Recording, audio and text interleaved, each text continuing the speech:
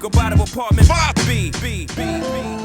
You're now tuned into the Apartment 5B podcast, where we chop it up about hip-hop, R&B, sports, love and life. Hosted by Kill.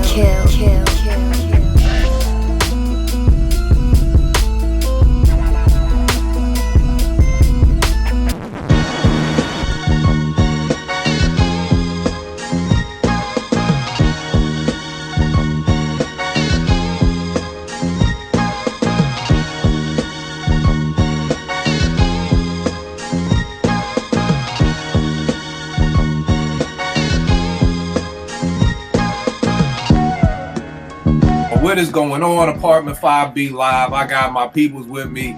Yao G's. What's going on, Yao? What's going on, Kill? How you doing, man? What's going on? Good. Vegas is outdoors. What's going on, Veg? What's good, y'all? I got my brother Corey. I've been trying to get this dude on the app for like 3 years. He's finally in the building. Y'all know me. Let's chop it right up. RZA premiere last night was crazy. Dope night for hip hop. Let me get this off my chest real quick, y'all. And pardon me for all the words that's about to come out of my mouth on Easter Sunday. But what is up with this bullshit that hip hop won? Like, I get it. Hip hop won. It won, and I'm glad it won. But when I'm texting people like, yo, who you got? And niggas like, yo, hip hop. I'm like, yo, what the fuck? Where are we at, y'all? What is going on with hip hop won? But you know what I realized? It's the youth. It's these niggas who come in 189th place at the spelling bee and they still get a trophy. Everybody gets a trophy now just for participating. Nigga, I grew up in a time when you only got a trophy if you won. If you came home in 187th place, nigga, depending on how much of an asshole your father was, you may not even have a ride home. Okay, that nigga may make you walk home for coming in 187th place. What is this hip hop one shit? I don't understand it. And I've been going back and forth with people all day. Yo, it was about the culture. I'm like, I get that, but it was a battle. There's a win. Nobody fucking watched the NBA finals and said, yo, who won basketball? The NBA won? No, somebody won, somebody lost. I was talking to one dude, I was like, fam, when you watched Beat Street and you saw the Bronx Rockers, aka the Rocksteady crew up against the Beat Street Breakers, aka the New York City Breakers, at the Roxy, at the end, did you go, hip hop won? No, somebody won, somebody lost. In breaking, when Ozone and Turbo was battling the two other dudes and they brought out the chick, guess what, y'all? Turbo and Ozone lost. They lost. That was what happened in hip hop. So I don't get this whole hip hop won. I didn't walk away from the Bridge Wars like, man, hip hop won. Look at God. Hip hop won tonight. No.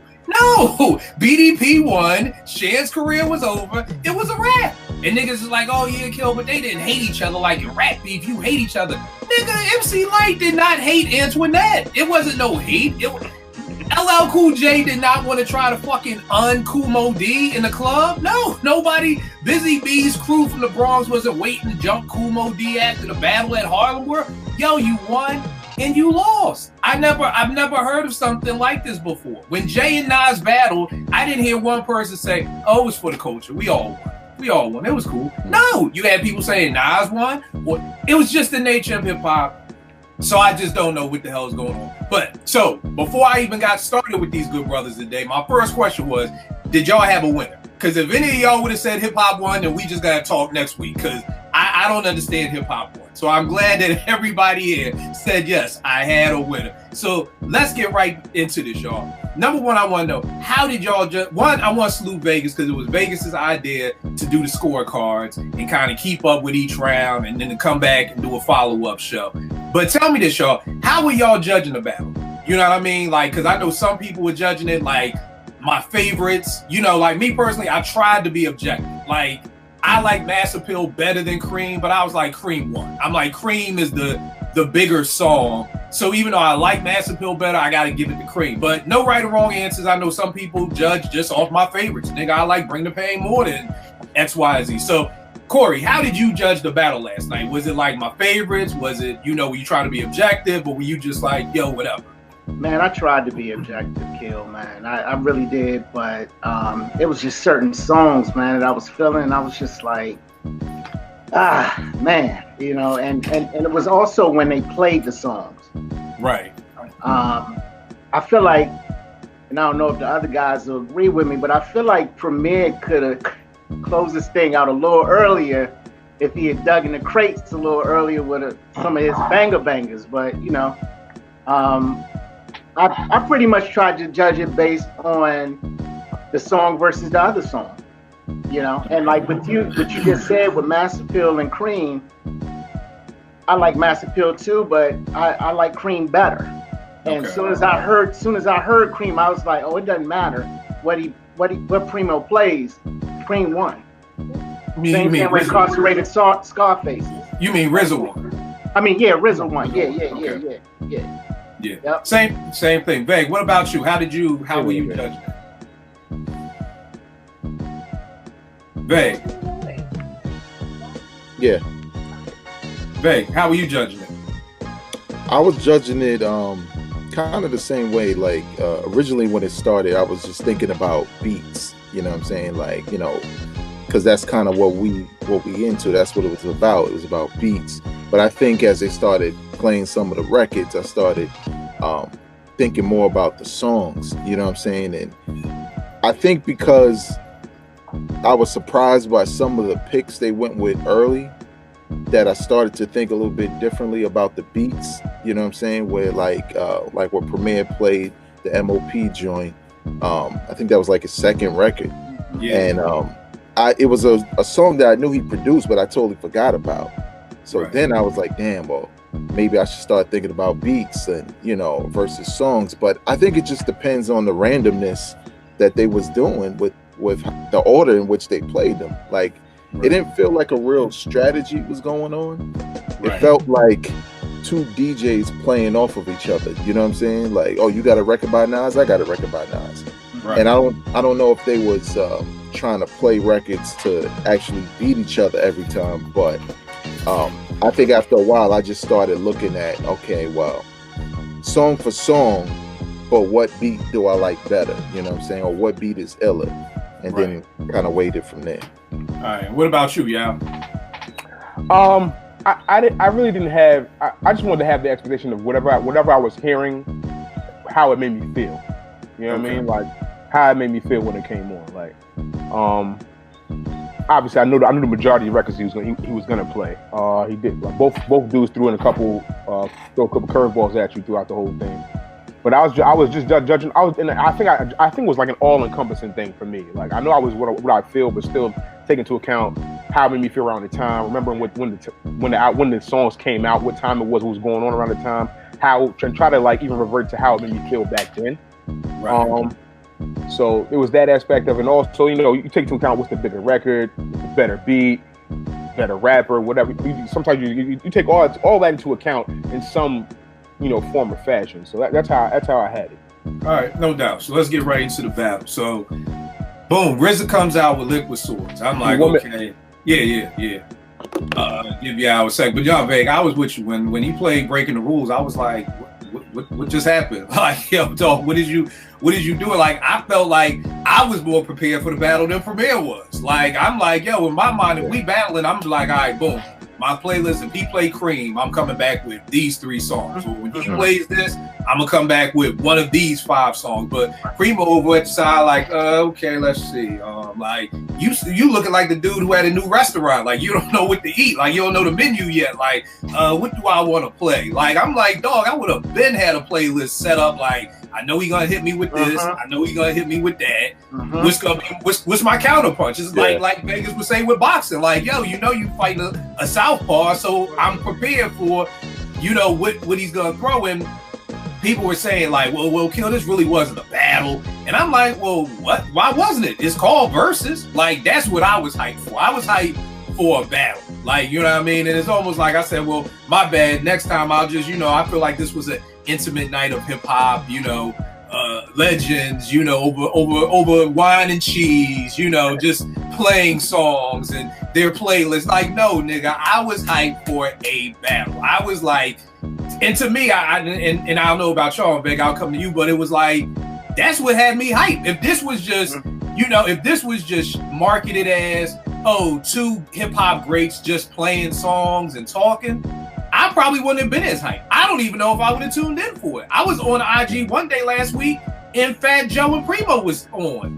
You know what I mean? Like, talking. And I was like, nah, I'm good. Like, let me, like, that just didn't interest me. So the thing that interested me was this is going to be a fight. It's like after school back in high school, like fight. They're fighting. I don't want to see nobody arguing. Like it's already been established, nigga. We fighting at 3:00. That's what the crowd is here for. So, babe, what was you about to say? I was going to say, since, like, if you want to use the boxing analogy, first of all, that MOP beat is flames. And it's 20 songs. And I think because of the podcast we did, I kept thinking about the 10 we picked. You know what I'm saying? So I'm like, oh, well, if he's going to play that MOP joint early, then in boxing, you feel out your opponent.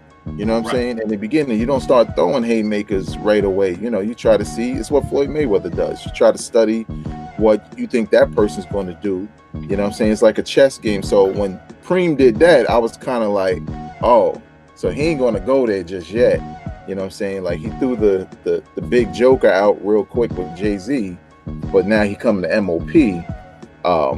But yeah, there were so many times last night where I was just kind of like, why y'all playing this one though? Like, Right. And it's funny. Kenneth is saying the we said he could have played Frontline. It was advertised as a battle. Main man saying I ain't think RZA had a playlist. He ain't played Cream or Triumph until overtime. Good point. You know, why didn't RZA play Rainy Days or Fourth Chamber?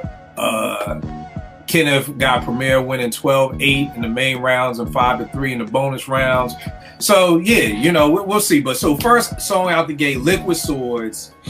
I'm like, okay, he came to play, and then Primo came back with 1,000,001 questions. I personally gave that to Liquid Swords. I personally wouldn't paid 1,000,001 questions at all during the entire battle. I like the beat. I just don't think, for me again, going up against Liquid Swords, just to me wasn't gonna fit the bill right there. My good brother Ev, what's going on, man? Peace. How are you? Good. Before you just joined just in time, tell me this, good brother.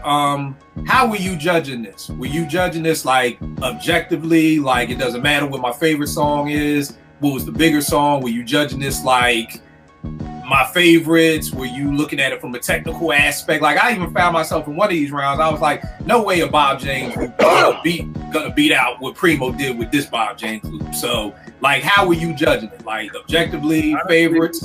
I was just judging off of emotion, man. Which one got me more excited? Okay. That was really it for me. I didn't look at so much of the technical aspect of it. It was just like in the heat of the battle, which one am I going to be more excited by? And that's kind of. All right, no doubt. So first round, Liquid Swords, 1,000,001 questions. I had RZA taking that with the Liquid Swords joint. Like I was saying, I wouldn't even play the 1,000,001 questions during this entire battle. I don't even know what I may have started with Liquid Swords. I may have started out with Superstar from Group Home or something like that. Because it's like, oh, you going Liquid Swords? All right, I got to match that. But I had RZA winning that first round. Corey, who did you have winning that first round? I went with Liquid Swords too. I just like that song better than 1,000,001 questions. But I do think that Primo had to come out the gate hard. Yeah. You set the tone, so you cannot just come out with something, you know, that's like that got everybody like, okay. So I think he did have to come out with the J Nas something just to get it started. Right. All right. Yeah. What about you? Liquid Swords or 1,000,001 questions? It was a tough one for me, but I went 1,000,001 questions only because that was like my first. That was when the first time I started really loving Jay-Z as an artist. You know what I mean? That was definitely, I remember that clearly. Like that album I used to walk around with just all day. I know it's not on the pantheon of Jay-Z albums, but I just remember when I first heard that album, I couldn't go anywhere and not play it. I remember writing the lyrics down to a lot of the songs in my notebook back then. You know what I mean? Just right. Because I love the album so much. So I went with 1,000,001 questions. Definitely. All right. What about you, Av? Liquid Swords. Liquid Swords. Yeah, that was. No doubt. What about you, Vag? I went with Liquid Swords. I think just the beat itself, I just like more. Like I like the Jay-Z joint more for the rhymes. But that Liquid Swords beat, the first time I heard that, I was just like, yo, RZA's a monster. So that's why I went with that joint. Yeah, and again, I was just shocked when Primo played that. I'm like, yo, this is your comeback for Liquid Swords? Like, nah. All right, second round. Bring the Pain versus with Meth. versus Breaking the Rules by MOP. I gave that round to RZA too, because it was just like, and I love that Breaking the Rules MOP beat, but I'm like, dog, this dude dropped Liquid Swords and Bring the Pain, and you'll come back and Breaking the Rules. I was nervous because I'm like, damn, this nigga down 2-0. Like, what the fuck? Like, yo, I did not peg Primo to be down 2-0. Like, what the hell's going on? So I went with Bring the Pain. Corey, what about you, man? I also went with Bring the Pain, and I was thinking about what Vegas was saying about boxing, and I'm thinking like RZA coming out the gate like Tyson. He ain't doing the Floyd Mayweather thing. He trying to knock this battle out off, just off the top. He ain't even messing around. So he already started, and his sound was messed up too. On top of that, so he trying to get his sound together, but he's still throwing heavy hitters like off the break. So I was concerned because I'm a Primo fan, but I had to give it to RZA. Right, I feel you. What about you, y'all? This is I went Method Man, Bring the Pain. I don't think it's even close to me, honestly. That's my era. Like that's when I first, that's 93, 94. You know what I mean? Like, right. For me, there's nothing. When you hear Bring the Pain, you know what record that is when it come on. You know what I mean? So, right. Wasn't even a debate for me at all. All right. What about you, Ev? I went with Method Man. I think same reason. I felt like it was just a better song. I do want to. I don't know if y'all spoken this already, but I do gotta give it to Primo a little bit. In the beginning, he did say like, "I'm not a battle dude. It's not really what I do." So I think he kind of put his list together as a DJ, and the DJ, you kind of gotta like warm it up, kind of thing. Whereas like my man said, like RZA came out of the corner like ready to get it. And I think this kind of like this beginning process was one that had to be built up. But yeah, I'll say Bring the Pain to me took out Breaking the Rules. All right. What about you, Veg? I went with Breaking the Rules, man. I didn't expect it. I really love that beat. Now, song for song, obviously I would pick Bring the Pain. That's the better song, hands down to me. Right. But I just remember spitting over that beat. I remember how, I don't know, just the hip hop fan in me, when I hear that shit, it's just like instant head nod. Right. But yeah, that for me, I didn't expect to say that, because when I heard Bring the Pain, I was like, I don't know, Bream got to play one of his majors or right. But I think he surprised me, so I kind of gave it to Primo for that one. Right. And again, for me, the objective, I'm trying my hardest to be objective, because I'm with you, Vague. I love Breaking the Rules more than Bring the Pain. I was never a big Bring the Pain fan. But again, trying to think objectively, I was like, God damn it. I'm like you, Corey, at this point, I'm like, yo, this nigga down 2-0. I'm a little nervous. Like, I honestly, my heart was kind of beat like, oh shit, man, I'm going to have to eat a lot of crow on Monday, because Bream down 2-0 right now. So, third round, RZA comes with Maria off the Wu-Tang Forever album. Preem comes with Mathematics. I go with Mathematics. I was never a big Maria fan like that. You know what I mean? So I went with the Mathematics joints, which is again crazy because I would not have played Mathematics. There's a whole bunch of songs that Preem was playing that I personally would have not played Mathematics or $1,000,001 Questions off of that easy. But I went with Mathematics, and it was at least a sigh of relief. Because I'm like, yo, RZA go down. If Preem go down 3-0, it's going to be a long night right now. So I was actually happy. RZA, I almost felt like he let up a little bit. Because I'm like, yo, if this dude come out with something like Ghostface Run right now, it's going to get real ugly real quick. Corey, what about you? What'd you go with? Man, I went with Mathematics also. I just feel like Primo just brings the best out of certain MCs. And I just felt like Mos Def just killed that. It didn't matter. The other song they played was, it was okay, but I went with Mathematics because I felt like that, I started, I guess, thinking about, how I felt during that time when, Mos Def dropped that and just reminiscing and stuff. I was like, oh man, good God, he came out with that, okay. And like you said, I'm like, okay, Preem, you gotta dig deep now because you behind right now. So I definitely went with Mathematics. All right, my main man 365 said Maria shouldn't have even been played. So I know a lot of RZA people were like, well, why are you even playing this shit? But yeah, what about you? What you have for this one? I went Mathematics just by, just justifiably. It just made more sense. Honestly, like I like Maria, but in a battle early, I was just like, Mathematics is not even one of my. I like Mathematics, it's just not in my favorites as far as most songs. But yeah, definitely, Mathematics is a better track than me. All right, what about you, Ev? That's a hard one. I almost with Maria, just because I feel like the answer that Primo gave wasn't as strong as it should have been, even though it was a better beat. I mean, I wound up going with Mathematics, but, again, Mathematics is not one of my favorite beats. And I feel like the answer should have been a little bit stronger than that. But, it was close, but I wound up going with Mathematics. All right. And then I wonder, because I'm wondering if Premier is like, oh, you played that? Okay, I don't have to come back as hard. Like, I don't got to really go in my bag to beat Maria type thing. He already did 2 soft ones. He already gave you 2 soft. He had to come with something strong. He should have came stronger than that. Yeah, and I think it's always easier for the second person because I get to play off of you. You know what I mean? Like, I'm seeing what Riz is playing, so I can come back with something. It's almost like showing your hand first. If I know you ain't got the big joker, now I can play the big joker. But, you know what I mean? But, Vay, would you go with, Maria or Mathematics? I went with Mathematics for a lot of the same reasons y'all said. I feel like, they kind of played off each other. Maybe what RZA played was off the strength of him not thinking that Primo would play Breaking the Rules from MOP. Right. You know what I'm saying? Because it both seemed like they came out of nowhere so early. But yeah, if I had to pick one, I like the Mathematics joint better. All right, no doubt. Next up, Wu Gambinos off of the Purple Tape up against Big L and Fat Joe's The Enemy.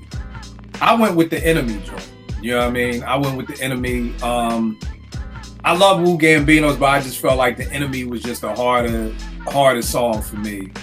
Really no more explanation than just that for me. Corey, what'd you go with? I went with The Enemy as well. I'm a Big L fan. So I'm not even going to lie. I'm just biased like that, for real. As soon as I heard Big L, I was just like, okay. Right. And I actually think before, just hopping back in that other round, he probably should have played Come Clean then, my opinion. I think that would have been a good time to play Come Clean and then follow that up with Big L. But went with Big L. All right. What about you, yeah? I went with Gambinos. Raekwon is always he's just gonna stand tall. He's one of my first experiences, like, honestly, in hip hop. So like that album, I only built is always just gonna be there for me. So I went Gambinos for that. And now, I mean, honestly, like another thing I was saying earlier, that Big L track is not one of my favorite tracks of Big L. So like, you know what I mean? I love Big L. Like, I don't want to be fucked up, but it's like it's not like Ebonics or any of my other joints for me. You know what I'm saying? It's on the lower tier. So that's why I went with Gambinos. All right, what about you, Ab? Gambino. My thing is, you play anything off the Purple Tape, you gotta come strong. Yeah, and that's the thing. Really strong. And to me, the Big L joint is just not strong enough. So yeah, Gambino's all day. Right. What about you, Vay? Same thing, man. Wu Gambinos. The Big L joint, I like that joint. It took me a minute to, think about like, oh, okay, now I remember what it was. But at the end of the day, it just wasn't beating Wu Gambinos for me. Damn, man, y'all, I almost got to change my scorecard with that, man. Because I honestly, thinking back at it, I'm going to have to go, I'm going to have to change some shit up. That joint came on and I was like, you know what I mean? Like, I was like, oh. Yeah, bro. I'm going to have to, I ain't got no problem reneging on that. Y'all right. Wu Gam, yeah, y'all right. But it's funny because at that point, I'm at least breathing a sigh of relief because I got 2-2. I'm like, all right, we good. Like, Preem, and this is the problem. I think I was riding for Preem more than Preem was riding for Preem. Maybe that's my problem with him. Preem wasn't really battling like that. I don't think for him it was really that kind of a thing. It was like, you can play a joint, I'm going to play a joint. And that's my problem. That's cool and all, but I'm still judging this as a battle because it's called a battle. Yeah, right. Yeah. And see, that's the problem. That's why, Ev, you missed my whole rant on the whole, when I'm asking people who won, oh, hip-hop won. Nigga, this ain't no wine and cheese goddamn contest. Nigga, this is a battle. If you coming to battle me, then we are coming to battle. And to me, my thing is, they knew it was a battle because here's the thing. When that nigga played Verbal Intercourse, if this was just an intimate night of hip-hop, Preem could have played Baby Paul by Group Home. Like, oh, we just playing songs. We just chilling. You know what I mean? He could have came back with A Long Way to Go. But that nigga knew, verbal intercourse? Okay. Nas is like. So these niggas knew it was a battle. Oh, no. I mean, I understand that. I will say this, though. In the beginning, I feel like Preem was just like, yo, we just, this is not sparring. The thing I do. The sparring kind of thing. Like Tyson always say, everybody got to play until you get hit. And when RZA hit that verbal intercourse hit, that's when Primo was like, "Oh, you got a Nas? I got a Nas." Right, I feel you, but the thing is, but it was a battle. So I agree with everybody that they started out sparring, but I'm just like, let's not get this twisted and turn this into. This was because I've heard this from people on the timeline. Oh, it's just two legends playing songs. And I'm like, no, it wasn't. I'm not saying how I'm looking at it. I'm just saying this is how Preem was looking at it. He came right, and what I'm saying is then that's Preem's problem because his corner should have been like, nigga, what the fuck? Like you in the battle, like East New York, nigga. Like let's go, let's go, nigga. You ain't in Texas right now. We in East New York. Let's go. Like that's what your corner is there to say, nigga. You really just played breaking the rules. Okay, let get the crates out. That's when Eddie Sands show was needed, but Eddie wasn't there. So next up we got Run versus Rappers Act Like They Don't Know. Again, I don't know what Preem's corner was thinking. Run is gonna take that from me all day. You know what I'm saying? And again, I think Corey said that's not. Oh no, Yao said that wasn't even one of my favorite. And Rappers Act Like They Don't Know isn't even one of my favorite KRS Primo collabos. Like I would have gone with Outta Here if anything. But I got Run winning that. Corey, who'd you have, Run or Rappers Act Like They Don't Know? I had KRS-One winning that. Okay. I was a little disappointed too. I'm not even gonna lie that he played that. I was hoping for more of a Rappers on Danger type vibe. I would have liked to seen that, but I still felt like okay, well he digging because it's KRS and he got to do something. So that's why I went with KRS. All right, what about you, Yao? Honestly, so this was tough for me, but I went with Run because. That track is hard. That joint is hard, bruh. And from the door, first of all, we really got to give it up for Ghostface storytelling abilities. Like, he don't really get enough credit either, honestly, if you want to keep it a buck. And then also, Kiss verse on there just on this cup. Classic. You know what I mean? Classic. And I was almost going to give it to Chris off of just status and, like, OG shit. You know what I mean? Like, Kara's the OG. It's a hard record. But then I was like, nah. I'm gonna roll with Run. I'm gonna roll with Run. But listen, I'm gonna tell y'all something, man. Listen, a lot of people had Primo. You know what I mean? I guarantee you, I'm gonna guarantee that Kill changes one of his votes again later on in the show. At least one. And here's the great thing about y'all. I ain't got I tell people at 46, I hope I'm wrong. I'm never one of them I told you so people. Yeah. I will gladly. You see, I just changed Wu Gambino. So y'all probably will get me to change another joint throughout the show. Ed, what you got? Run or Rappers Act Like They Don't Know? I got Run. Again, I mean, Rappers Like They Don't Know is a good track. I just feel like the response had to be stronger than that, and it wasn't strong enough. So I had to go with Run. And not to interject, but that's another. And we'll get into this later. But I feel like that was Preem's advantage, and he didn't take advantage of it at all the whole night. Exactly. You know what I mean? Yeah. So. Yeah, I feel you. And Veg, what'd you get? I got Run. I thought when Primo was setting it up, I thought he was gonna play Rappers Act Like They Don't Know. Because I was like, now he's talking about KRS-One, it gotta be that. So when he played that off the strength of Run, that beat, like I felt like I was hearing Run for the first time again. Yeah. Like that shit was I was just in the house like, oh shit. Like I ain't played it in a long time, you know what I'm saying? So to me, I had to give it to Ghost and Jadakiss or RZA. And the funny thing about Run is that RZA had been in his bag for a minute. You know what I mean? Like when Run came out, it kind of came out where you hadn't heard no RZA in a while, and it was just like, God damn, that's RZA again? Like, yeah, so after changing my Wu Gambinos, at this point in time, I would have had Preem down 4-1, which now a nigga really nervous. Like, yo, how is this dude bouncing back from 4-1? Then he came with Shame on a nigga up against Das FX's Real Hip Hop. and I go with Shame on a Nigga. Again, I'm like, yo, what do you do? Like, what is going on out there? Yo, at this point, I'm like, yo, fuck that. Somebody give me Primo number, because I gotta get in this nigga ear, because he is dropping the bag right now. Because you cannot come again. I wouldn't have even played. I just did a 2-hour mix of RZA versus Primo and didn't even think to put no goddamn real hip hop on there. I'm like, I don't know what's going on, so I went with Shame on a Nigga. Corey, what'd you have, man? I had to go with Shame on a Nigga too, because I felt like everybody who heard that song was just going crazy in their house. I mean, that's one of them.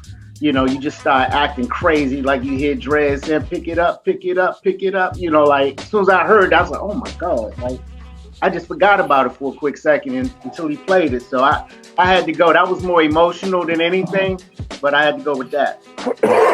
Tell me this, y'all, because for some of these joints, and even if you can't think about it, come back to me later. What would you have played if you were Primo? So Primo plays, RZA goes with Shame on a Nigga. I would have came back with at least bare minimum the original J. Rue joint. Something like that. Like, I'm not coming back with no goddamn real hip hop. But yeah, what you got? Shame on a Nigga, real hip hop. I got Shame on a Nigga, man. Like that Wu album, there's nothing you can say about it. Like I said, another slip by Primo where he could have bashed somebody. Like, to me, at this point, you probably should have dropped either Nas's Like a So Ghetto. To me, right there. Just to set it off, like, listen, let me slap you in the face real quick. Boom. Because you got a plethora of joints. Primo's Biggie, Nas, and Jay records are tremendous. And like, I feel like this is the moment right here where it's like, okay, let me turn up on you. He didn't do that. He came with Das Effects. It just didn't do nothing for me. So I went with Shame on a Nigga. Right. Ev, where'd you go? Shame on a Nigga, no doubt. All right. And what about you, Vag? Shame on a Nigga. Yeah.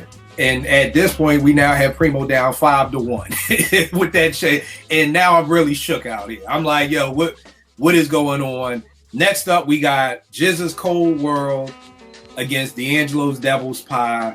I went Devil's Pie. No, you skipped one. No, yeah. What did I skip? My bad. Protect I'm sorry? Protect your neck. Oh, yeah, you're right. I apologize. Protect Your Neck and Living Proof. And here, I don't even know if y'all can see it on my scorecard. I had Living Proof first and had to scratch the shit out. Like, no, it's Protect Your Neck. Like, I had to go Protect Your Neck. Like, so yeah, even during the battle, I'm correcting myself. I got no problem, because I know everybody out there was like, oh, you just Primo stan. You gonna say Primo won every battle? Not at all, bro. Yeah, at first I was like Living Proof, but then I was like, nah, Protect Your Neck. So I had to go back even then and do that. Corey, would you have Protect Your Neck or Living Proof? I had Protect Your Neck. That's just a classic. Got emotional again, and I'm very, very concerned right now. I'm a Primo head, so I'm concerned, man. This dude RZA did not come to play for real. You in the corner, like I felt like the black boy from Rocky when Apollo was fighting Drago. Like, yo, nigga, come on, man. Throw the towel. Come on, you better do something, B. This is not it. Yeah, where'd you go? Protect Your Neck or Living Proof? Protect Your Neck. Like, that's a legendary song. Another blown opportunity by Primo, man. Like, dog, Protect Your Neck is one of them songs that is like and there's a bunch of these from RZA, obviously, that when you first hear it, you don't remember exactly where you were when you heard it. You know what I mean? Protect Your Neck is a classic record. The video was classic too. So that takes me back to, I was 12 years old when that joint came out. So I'm going with that. Let me jump in here. Henry Hall just said, I don't think they were trying to win. They had too much mutual respect for each other. Henry, I disagree with you. I come from an era where you battle, we could respect each other all day, but my nigga, if it's a battle, then I'm coming to win.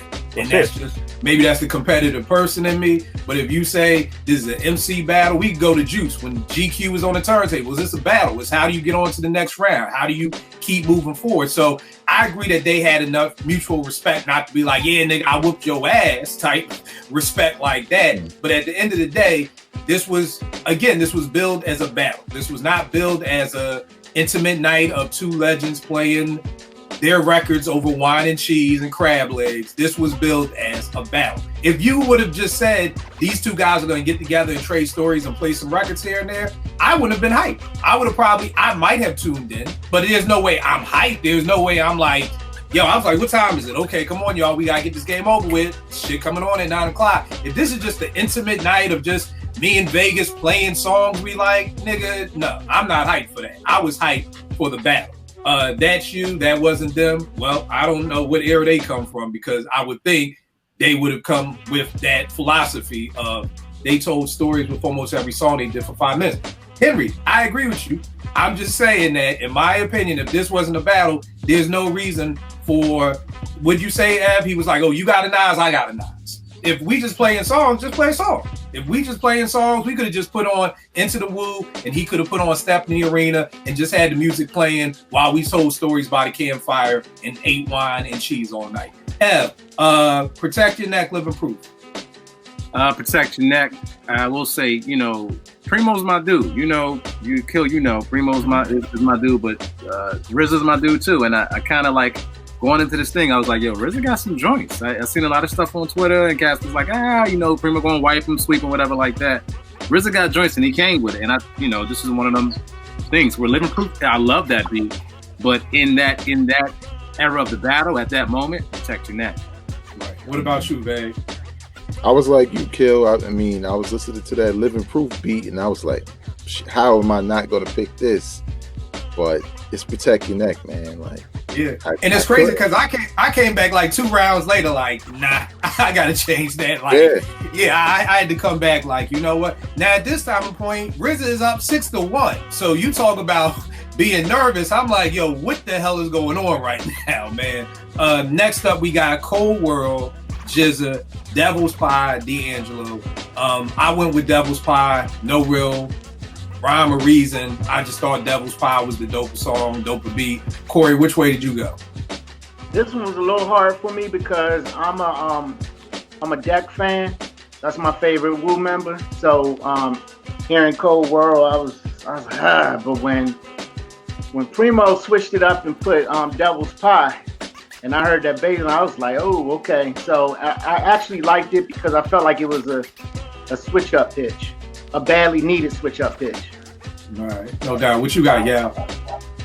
I went with Cold World because I literally haven't heard the song in about 10 years, and I completely forgot about the hook when it came in. And it was just like, oh, nah, this record is just way too me. Way too me. And yeah, I mean, I was as much as people like Devil's Pie, it's I keep saying it's on a lower tier of like D'Angelo songs to me. So I feel like he could have came with Lady right there. You know what I mean? Lady like, remix, yeah. You know what I'm saying? You could with AZ. You know what I'm saying? Yeah. That would have been one I'd have been like, ooh, but you know what I mean? He didn't do it for me. So I went Cold World with RZA. All right, what about you, Ev? I actually went Devil's Pie, man. I love that track. That bass line is ridiculous. I think it's just so dirty, and hear D'Angelo on top of that. I went with Devil's Pie. All right, what about you, babe? I went with Cold World. I like Devil's Pie, but on that Voodoo album, that's not one of my favorites. You know what I'm saying? Like even though I love that album, that's one of those where you be like, do I skip it this time? Right. Like, you know the whole part with Devil's Pie to me on Voodoo, I never knew why they put it on it because it just stuck out like a sore thumb. Like, it doesn't go. It's off the Belly soundtrack. Everything else for the most part was Soul Aquarians. You know what I mean? Like, so I felt like they just kind of put a square in a round peg. Like, I never even got. I mean, maybe D'Angelo like, nah, I just love the song. I want it on it, but it just kind of messes up the tracking of the album for me. Like, you know what I mean? Like, so that's what I love about it too. That's funny because that's what I like about it. The fact that it comes out of nowhere, you don't expect it, and it's dirty. Right. Yeah. Yeah, that's true. That's true. Main Man said he did the same thing, went Devil's Pie at first, but then changed it to RZA. Next up, we got Method Man versus Just to Get a Rep. I mean, this, I guess, is where it's hard for me to be objective because I hated Method Man. I hated that song. Like, despised the song. I didn't like the beat. That I eat green eggs and ham shit. I was like, bro, who the fuck is this nigga? Nah, I'm good. And Just to Get a Rep is like my favorite Gangstar song of all time. Like, so the story behind it, Just to Get a Rep beat, that is literally my favorite Gangstar joint. So that's one of the times where I couldn't be objective and I was just like, nah, I'm going Just to Get a Rep. Corey, what you got? Another difficult one for me, but I went with Method Man. Okay. It's hard to go against Wu-Tang's first album. Yeah. It's just hard. And Raekwon too. I went against Wu Gambino's, but I mean, it's hard to go against Wu-Tang's first album. And I just felt like, and you know, Kill, I'm a Gangstar fan, but I just felt like, you know, that song Method Man, You know what? And yeah, you pegged this. If I'm saying I'm judging this objectively, I gotta go back and give this to Meth then. I gotta go back. Come on with it. And get that with Meth. So I talk it like I preach it. I can't say it if I'm not willing to do it. So look, and listen, it was. I mean, I'm next, right? I think I'm next, right? Yeah, you next. Okay, yeah. So like, I mean, honestly, it was a tough choice for me too. You know what I mean? But like, and you know, I don't. You know, and obviously, you know, I don't. We know.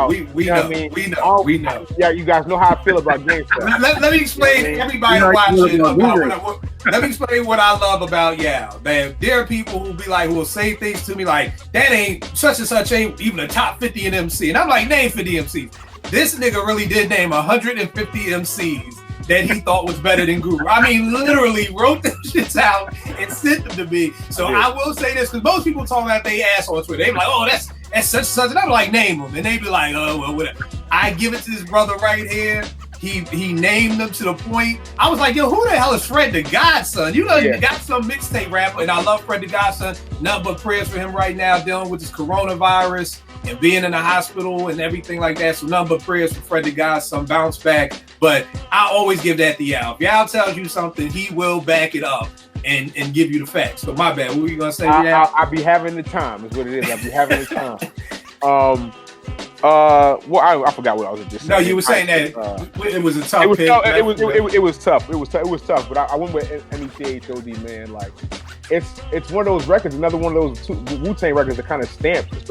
And a lot of, I know we have this age group between a lot. I'm more than often, I'm always the youngest one here. So like, these songs had a different effect on me when I was 12 and 13 as opposed to when y'all were 16, 17, 18, you know what I mean? Now try 18, 19. We old. 18, 19. Hey, look, I'm trying to, look, I don't want to, you know what I'm saying? I'm over right. I know.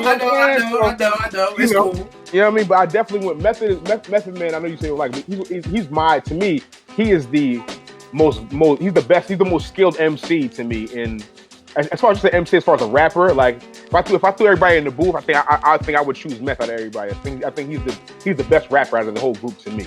So I went with Method Man for that.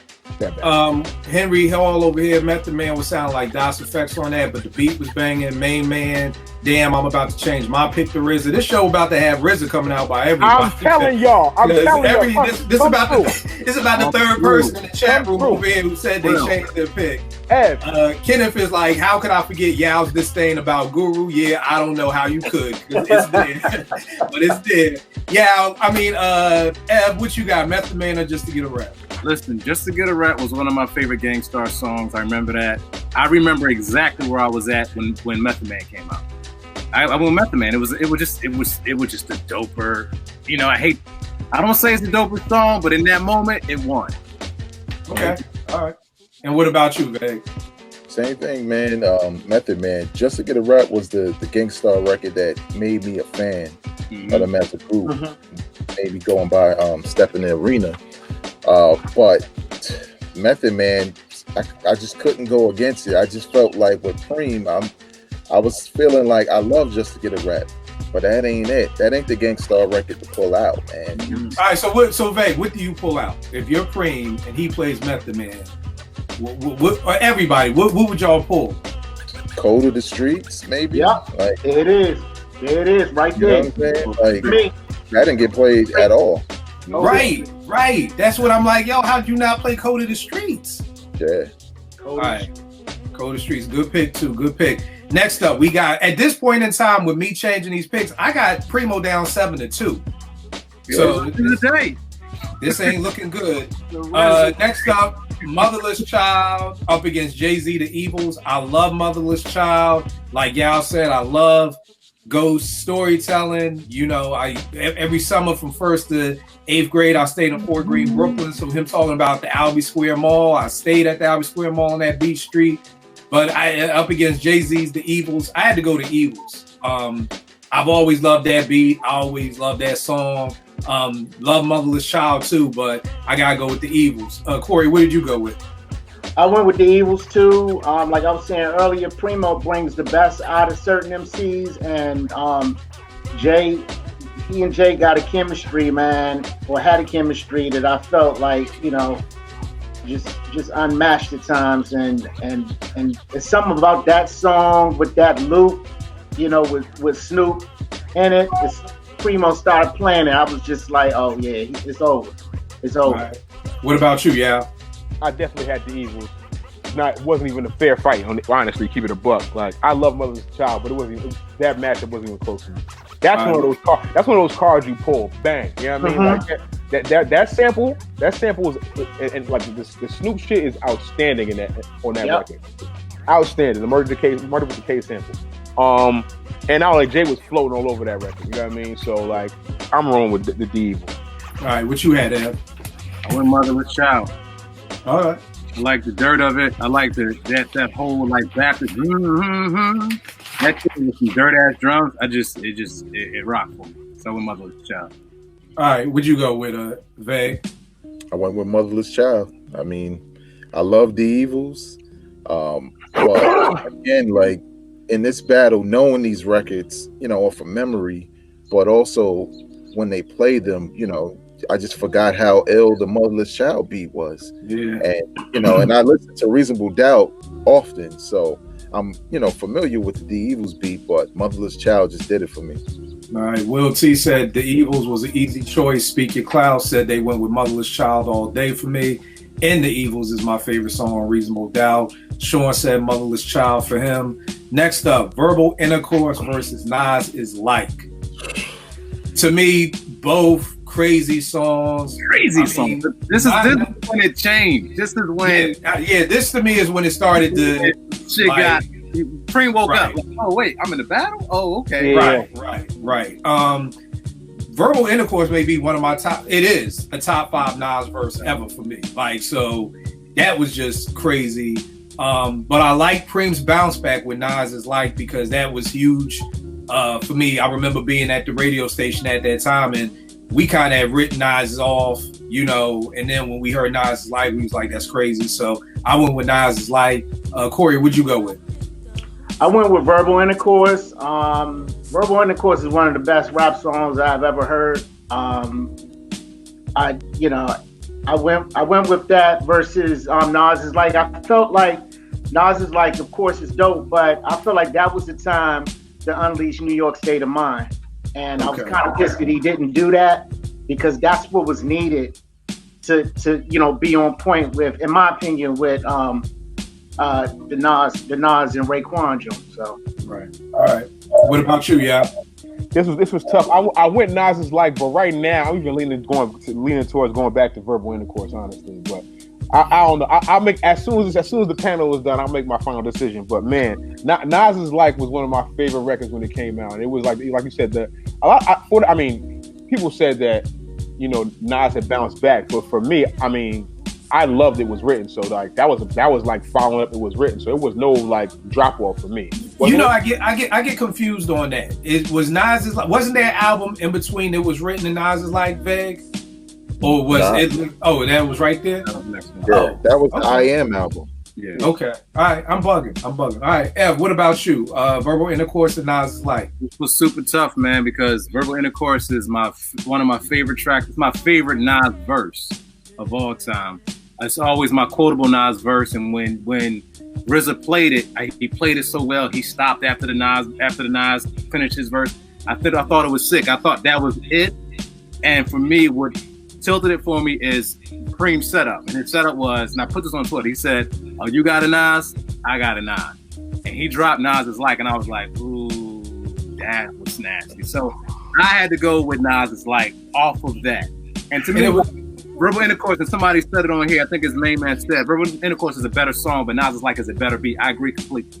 The beat that Nas Is Like is actually, to me, is the better beat. Even though Verbal Intercourse beat is nasty, but I realize I like it more because of the lyrics.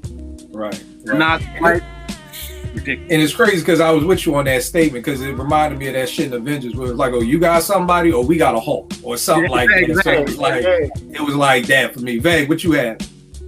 I went with Nas's like I love Verbal Intercourse. That beat is dope.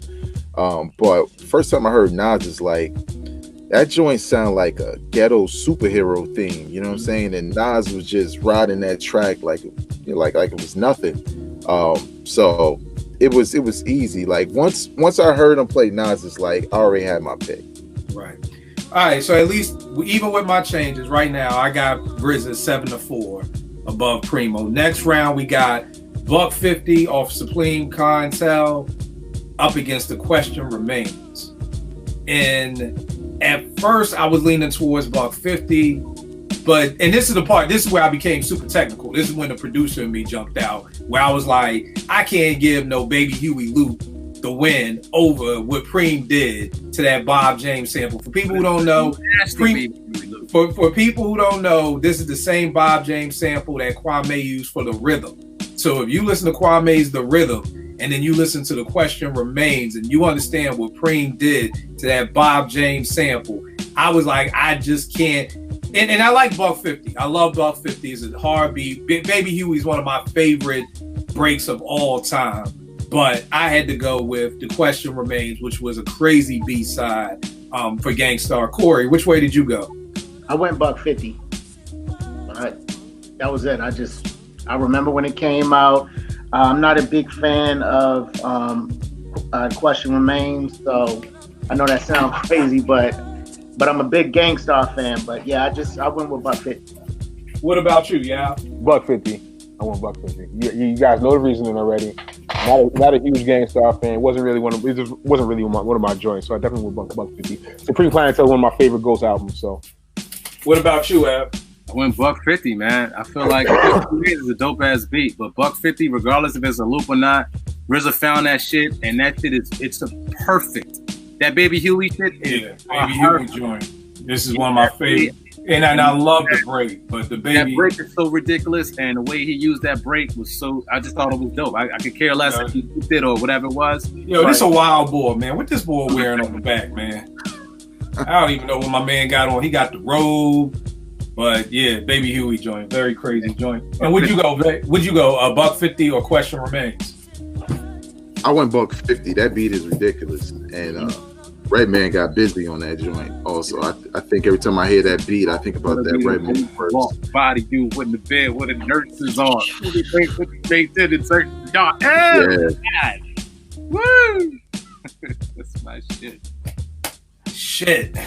I may have to go $150, man. You gotta go $150. Let me tell y'all something. Ev mentioned this earlier. The whole week, Twitter was like, "Damn, I don't know how RZA gonna survive." I'm like, the whole week I was like, "Yo, I know RZA only has like the overwhelming majority of the music he's put out has been with Wu-Tang, but we can't act like RZA's not gonna play these joints and your face is not gonna scrunch up every single time." All right, you know what? I'm gonna go $150. Yo, bruh. I'm gonna go $150. So at this point, that's why I hate doing shows with y'all, because y'all be having me change my mind. Look, man. Hey, look. Okay, so right now we at 8-4 with RZA. All right. Next up, we got Ice Cream versus Unbelievable, which again was a tough, because I loved Ice Cream. I think that first of all, that beat, that was one of them samples that couldn't nobody find for a million years. But then Unbelievable, man. Unbelievable was one of them joints that I remember where I was at, where I heard it. I'm coming home from Morgan, getting off Lincoln Drive in Philly, and Cosmic Kev is playing just the beat. And I'm like, yo, this beat is nasty. And then Big come in with the live from Bedford Stuyvesant. I went with Unbelievable. I went with Unbelievable on that, man. Because I felt like that was a good card for, because I felt like he had to go. I felt like Preem had to go big. Like he had to come big. It was either go big or go home. It's like when you're playing spades and your partner don't know, you like, nigga, just go. Just even if we bump heads, whatever, but just either go big or go home.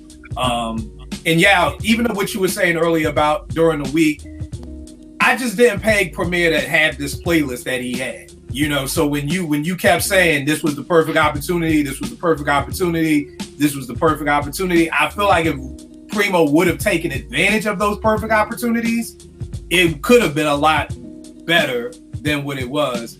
But all that to say, I went with Unbelievable. Corey, what'd you go with?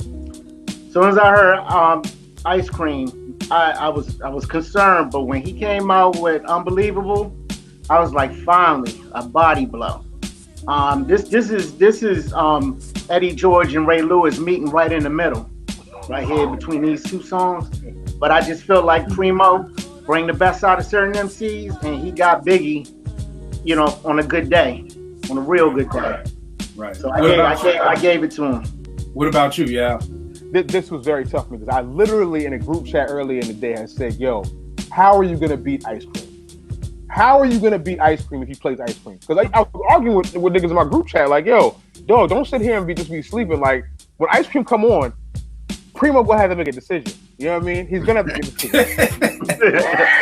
It's just a fact of life. He made the right decision. He made the right decision. Because honestly, I don't think that's one of the only beats that I say was tailor made for one person. There's nobody else that can do to that with big to that beat. I promise you. I tried it. There's nothing you can do with that beat at all. It's all bigs. The pockets Big was hitting and the rhyme schemes and the kind of way he was breaking his bars apart, like Corey said, Primo brings out the best out of Big. No question about it. So I'm a roll in Unbelievable, and it's always just difficult for you to beat Big. It's just gonna be tough. Right. Oh. And it's funny you say how it was perfectly made, because if cats don't know the story, it was one of the last songs made for Ray to Die. Preem was like, I really don't have time, and Big was like, yo, just loop up Impeach the President and do some shit with Impeach the President. And even Big had him come with the Unbelievable with the Candyman sample. We don't say his name. With the Candyman sample. Like, yeah. So like you said, that was tailor made for Big. Ev, would you have Ice Cream or Unbelievable? I had to go Unbelievable. I think this may have been the hardest round. This may have been like yeah, for me it was. Yeah, the hardest joint. What'd you go with, Veg? You already know, man. Live from Bedford Stuyvesant. Okay. I went with Unbelievable. I mean, yeah, when he hit Ice Cream, I was just like, damn. I mean, I knew these records were coming, but shit, you know what I'm saying? And I was thinking like, yo, Premier ain't played no Biggie yet. Right. You know what I'm saying? Now's the time. And right. When he hit Unbelievable, I was like, yeah, this is the one, man. I just love that beat, man. It just never gets old. Yeah. No doubt. The funny thing about, and I think that was that may have been a turning point. So we're at least at 8-5 now. I'm feeling a little bit better about this. Mm-hmm. Now here's the thing, man. The next round, RZA comes out with Brooklyn Zoo, and I'm like, whoa, flag on the fucking play here. You did not do this song. It says True Master.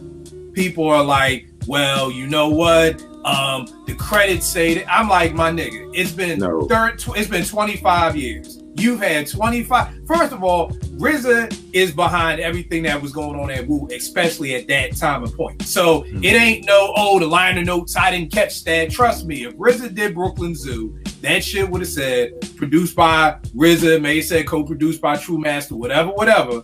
But so number one, I'm like, flag on the play right there, because you ain't even make this shit. Now again, I know Veg, you're 100% right. Most of the people watching, they have no idea. They was like, cool, go with it. You know what I mean? So, but I'm like, that one, I'm like, flag on the play. What were you gonna say, Veg? I was gonna say, I think RZA was playing based off of what he said, was playing off of what Preem just did with Biggie, because he said something about Brooklyn, and then he was like, I got a Brooklyn joint. Yeah. And I was thinking like, he thought this was just some back and forth DJ shit. He probably should have played Shimmy Shimmy Ya, and then the nigga played Shimmy Shimmy Ya next. Mm-hmm. So I think that was I think he slipped up. You know what I'm saying? All right. So shit. Well. All right. And then Preem came with Come Clean, which I felt was good, because even if RZA did Brooklyn Zoo, as much as I love that beat, I don't love it more than Come Clean. I felt like Come Clean is still the bigger record. So even without that, I'm going with Come Clean, but it was just incredible to see. I had people tweet me the Alicia Keys.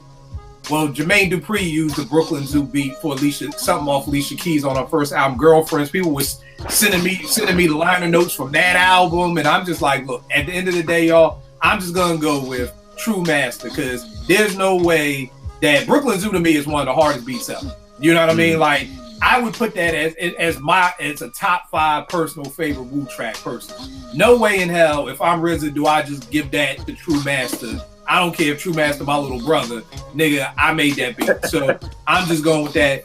Corey, what you got? Brooklyn Zoo or Come Clean? Oh man, I'm so boosted. He finally dusted off Come Clean and played Come Clean. I was waiting for that. I thought it would have been perfect a little earlier, but I'm glad he played it. And for me, as hyped as I was and concerned about Brooklyn Zoo, when I heard Come Clean and then J. Rule come on, I was like, thank you. So now I'm like another body blow. All right. What about you, yeah? I went Brooklyn Zoo. It wasn't close for me. I'm not a huge J. Rule the Damager fan as it is. You know, I think it might be, like I said, it might be the age difference or whatever. He just wasn't, you know, on my radar when I was younger. So I wasn't into J. Rule like that. So Brooklyn Zoo was everything for me when it came out. Now tell me this: if RZA didn't do it, you still going with RZA on this? There ain't a low blow, like that ain't like a shot to the dick or something, like.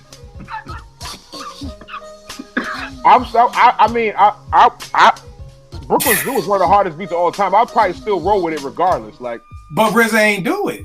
It's like it's a beat battle. Did he not? Is that a fact? That's a fact. It's a fact. It's in the liner notes. He didn't do it. He didn't produce it. All right. Well, that's an L then. That's gotta be an L. That's gotta be an L. All right. What about you, L? I was unaware of that. Sorry. Okay. All right. No doubt. Well, Come Clean is one of my favorite Primo beats. The way that was put together just is magnificent.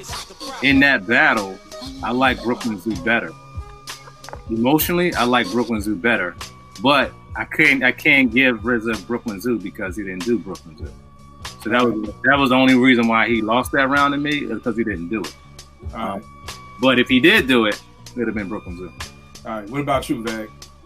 Yeah, the minute he hit Brooklyn Zoo, I was just like, Primo can play fucking Diana Ross, and he. Yo, it's so funny, bro. It's so funny you said that. I was like, oh, you ain't even have to come with Come Clean. You could have saved that one for another round. But I got it because I'm sure most people didn't know he didn't do it. You know what I mean? So just for battle's sake, it was almost like I still got to come correct because niggas gonna not know.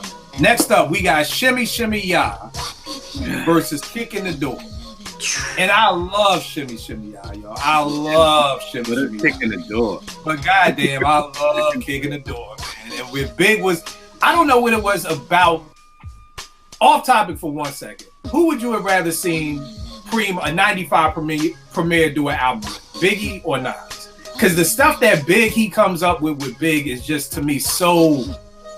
I love Biggie and Primo, but I love Nas. I love Nas and Primo, but I almost gotta say, if I had to pick between a Nas and Primo album or a Nas and Big album, I'm going Nas and Big, man. What about you, Corey? Would you go Nas and Primo album or Nas and Big in their heyday? I'm talking 95, everybody sharp. Yeah, I mean Primo and Big. Y'all know. Yeah, I'm going Primo and Biggie all day. All right, what about you, y'all? I mean, you can move right on. Okay. And what about you? Nas and Primo, Big and Primo? Yeah. Big and Primo. All right, and what about you, Vag? Big and Primo.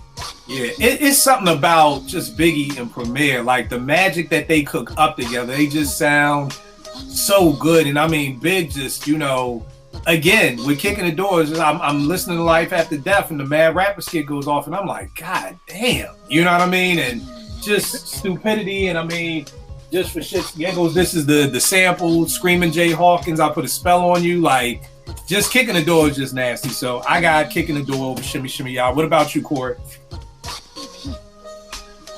Oh, I definitely picked Kicking the Door. Like, all right. It wasn't even close. All right. Yeah. You know the vibes. It is all Big all day. It's Chris Wallace all day, bro. All right. What about you, Ev? Kicking the Door. All right. What about you, Van? Kicking the Door, man. Easy. All right, I'm feeling better now. I'm at 8-7. RZA. RZA's still on top, but Primo is creeping his way back in. 7. Oh, this is your pick. This is just my pick. I'm just going off of the changes I made and everything like that. So I'm still just looking at my joint. Next up is Long Kiss Goodnight up against Above the Clouds. Which was crazy to me because I love Long Kiss Goodnight. I love that beat. I love what Big did to it. It's so hard to go up against Big, but god damn it, that Above the Clouds and what Deck did on that. And it's crazy because Guru was cool, but Deck was just I think if you take Deck off that album, I don't love Above the Clouds as much. But the way Deck came in with the triple extra large Wild Like Rock Stars and smash guitars was just like. So I had to go Above the Clouds on that. Corey, would you go? Yeah, I went Above the Clouds too. Like I said, I rolled with Deck all day, and he got Guru that day. He got Guru that day, and yeah, that's what it was, man. All right, what about you, Yao? I already see Yao's face. This is why I love Yao having you on here because, bro, your faces. I've saved so many videos of what was that? The Guru Snoop battle we had. That's a legendary time. Yeah, that's legendary. Like your face is legendary for that right there, man. But so I take it you're going with Long Kiss Goodnight. Absolutely. I don't what. That's what. As soon as it comes in, you know what's about to happen. Like. You got Puff talking shit in the background, like it was the entire setup, like, and not only that, a lot of people actually. I mean, I've known this because I'm a fanatic and I've studied Big more than a lot of rappers, but a lot of people didn't even know that RZA even did that. You know what I mean? So yeah, I did. People were thrown off, but I mean, look, bro, I make your mouthpiece. It's big, bro. It's gonna be tough, like you said, Kill. It's always gonna be tough for anything to go across anything Big did. Right. On either side. Doesn't matter if it's Primo or RZA. I know RZA only got one joint, but I feel like, Above the Clouds is cool. It's a good track, and the Deck is nice. But Guru's on there, kind of, so kind of, You know what I mean? I understand, and you heard me earlier. If this was just all Guru, I probably wouldn't love it as much as I do. Ev, what'd you go with? I had to go Above the Clouds. Just okay. It's Deck, man. It's Deck. Deck right. Set it off something ridiculous in Above the Clouds, so I had to go Above the Clouds. I thought it was a good play of the cards too to come with a Wu Soldier too. You know what I'm saying? To come with with Deck on that joint. What about you, Veg? Went Above the Clouds, man. I mean, when RZA played that Long Kiss Goodnight, I was in my bag with the Biggie verse. You know what I'm saying? Plus the Tupac subliminals for those who don't know. But I gotta say, like, beat wise, when I heard it, I didn't think it was like he gave Biggie one of his best beats. I didn't think it was whack.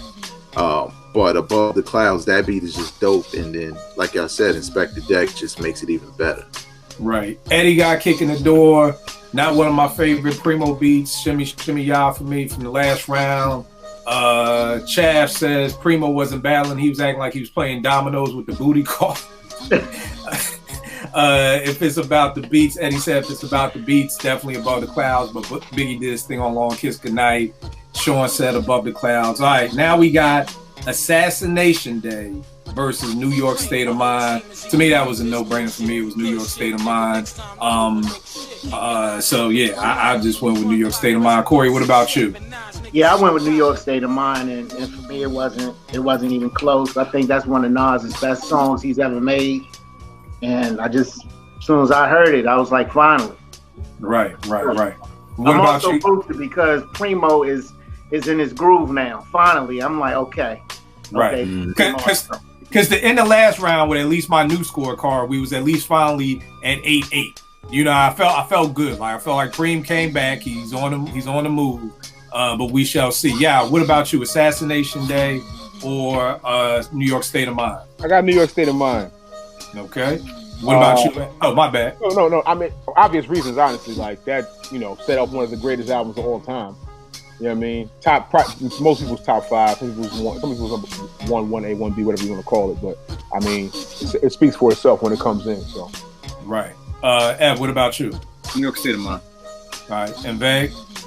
New York State of Mind, man. Like Assassination Day is cool, but that record is nuts, though. That NY State of Mind is crazy. Right. So now I'm feeling a little bit better because we at least got Primo up 9-8 now. Next up, we got Criminology versus The Wick. Kill. Wait a minute. I just want to bring some lightness up. Yes, sir. At the end of this thing, you can't say, "Oh, this is what it is," and Preem won. This is your list we doing, right? Yeah. Okay. Yeah. I know how you get down just watching. Like, oh, we got the tally up. Primo won. Like, wait a minute. See, you obviously didn't watch the last show we just had because we all had Primo winning, and I made sure that this was before. We were just going off our top 10 beats of each one and who we thought would win. Did y'all talk about this? Did you talk about who everybody thought won? No. Did we get there yet? No. I'm saying about the last show. Before the battle, me, Vague, Bruce, Rec, and Eddie did a show. We did 10 of our favorite Preems, 10 of our favorite RZAs, and we said if they battled each other with our personal 10, all of us had Primo coming out on top, and then we put Purple Tape up against Living Proof, and then we had RZA coming out on top. Yeah, so but so far, are we saving this to the end? Did we talk about who we thought individually, everybody who thought won? Yeah, this ain't a tally up. No, yeah. My beef was I don't want to hear that hip hop won shit. I want to hear who won. We can say hip hop won second, but one, we ain't got to agree, but somebody got to say somebody won. I can't do this. This is gonna be my joke for 2020. Like when we get football back, I'm like NFL won, football won. No, there are no winners and losers. Like everybody wins. NFL won, ESPN won. So Criminology and The Wick. I'm going with The Wick. To me, yes, Ev. I think The Wick was a much bigger song than Criminology. And here's the funny thing about The Wick. Not one of my favorite Premier beats. It was a part. It did set the party off back in the 90s. That was a party song, but it's not one of my favorite Premier beats. If I'm making a best of Premier of my personal favorites, The Wick is not probably making it until maybe volume 3. I wasn't a big.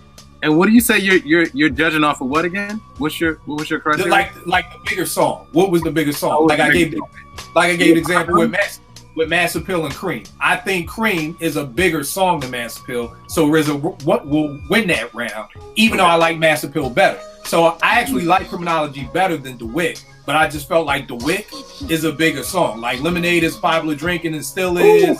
You know, Greg and ICE, driving them back. Like, again, these ain't the most, intricate lyricist rhyme styles, but the song was just bigger. Stop quoting that Lemonade shit. That's one of the worst bars ever. I love Guru. You ain't like Lemonade? I love Guru, but he's not. That ain't saying. That ain't like. Nigga, Kool-Aid is a popular drink, and it still is. And why do niggas always say that line first? All the time. And here's the funniest part. It's so funny for me to hear you say that because I want to say RZA said it in the battle, like, yo, you ain't get to the Lemonade part. Like, this is the part niggas love. This is niggas' favorite part of the song. Here go Vague ruining Christmas again. Like, oh, that shit is whack. Nah, I feel you, man. I feel you. It's not, again, nothing in that song is an intricate lyrical bar.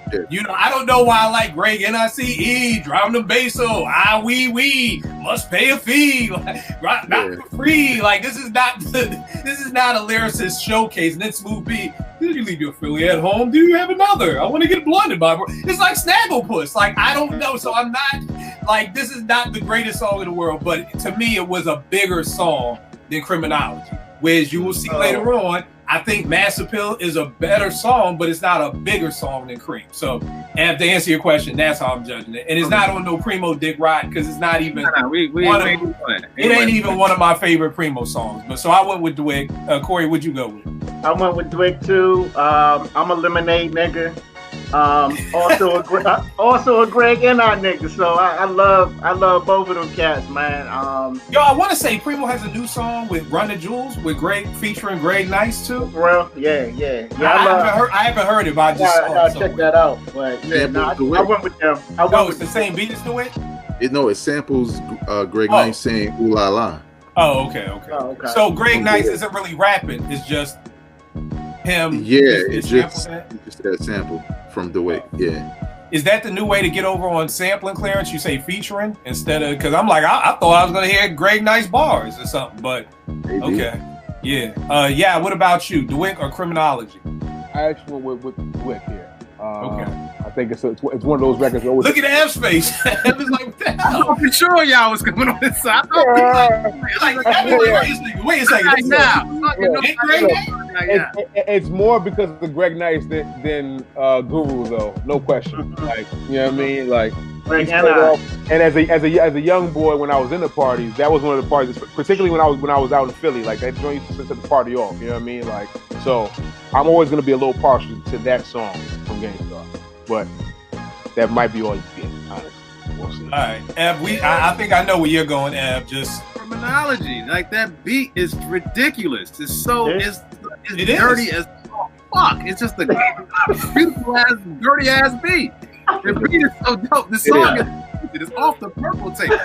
It's cool. It's the fun. You go to the party, you throw on the wig, everybody dance, have a good time. You're doing the thing like But Criminology is the all right. By myself.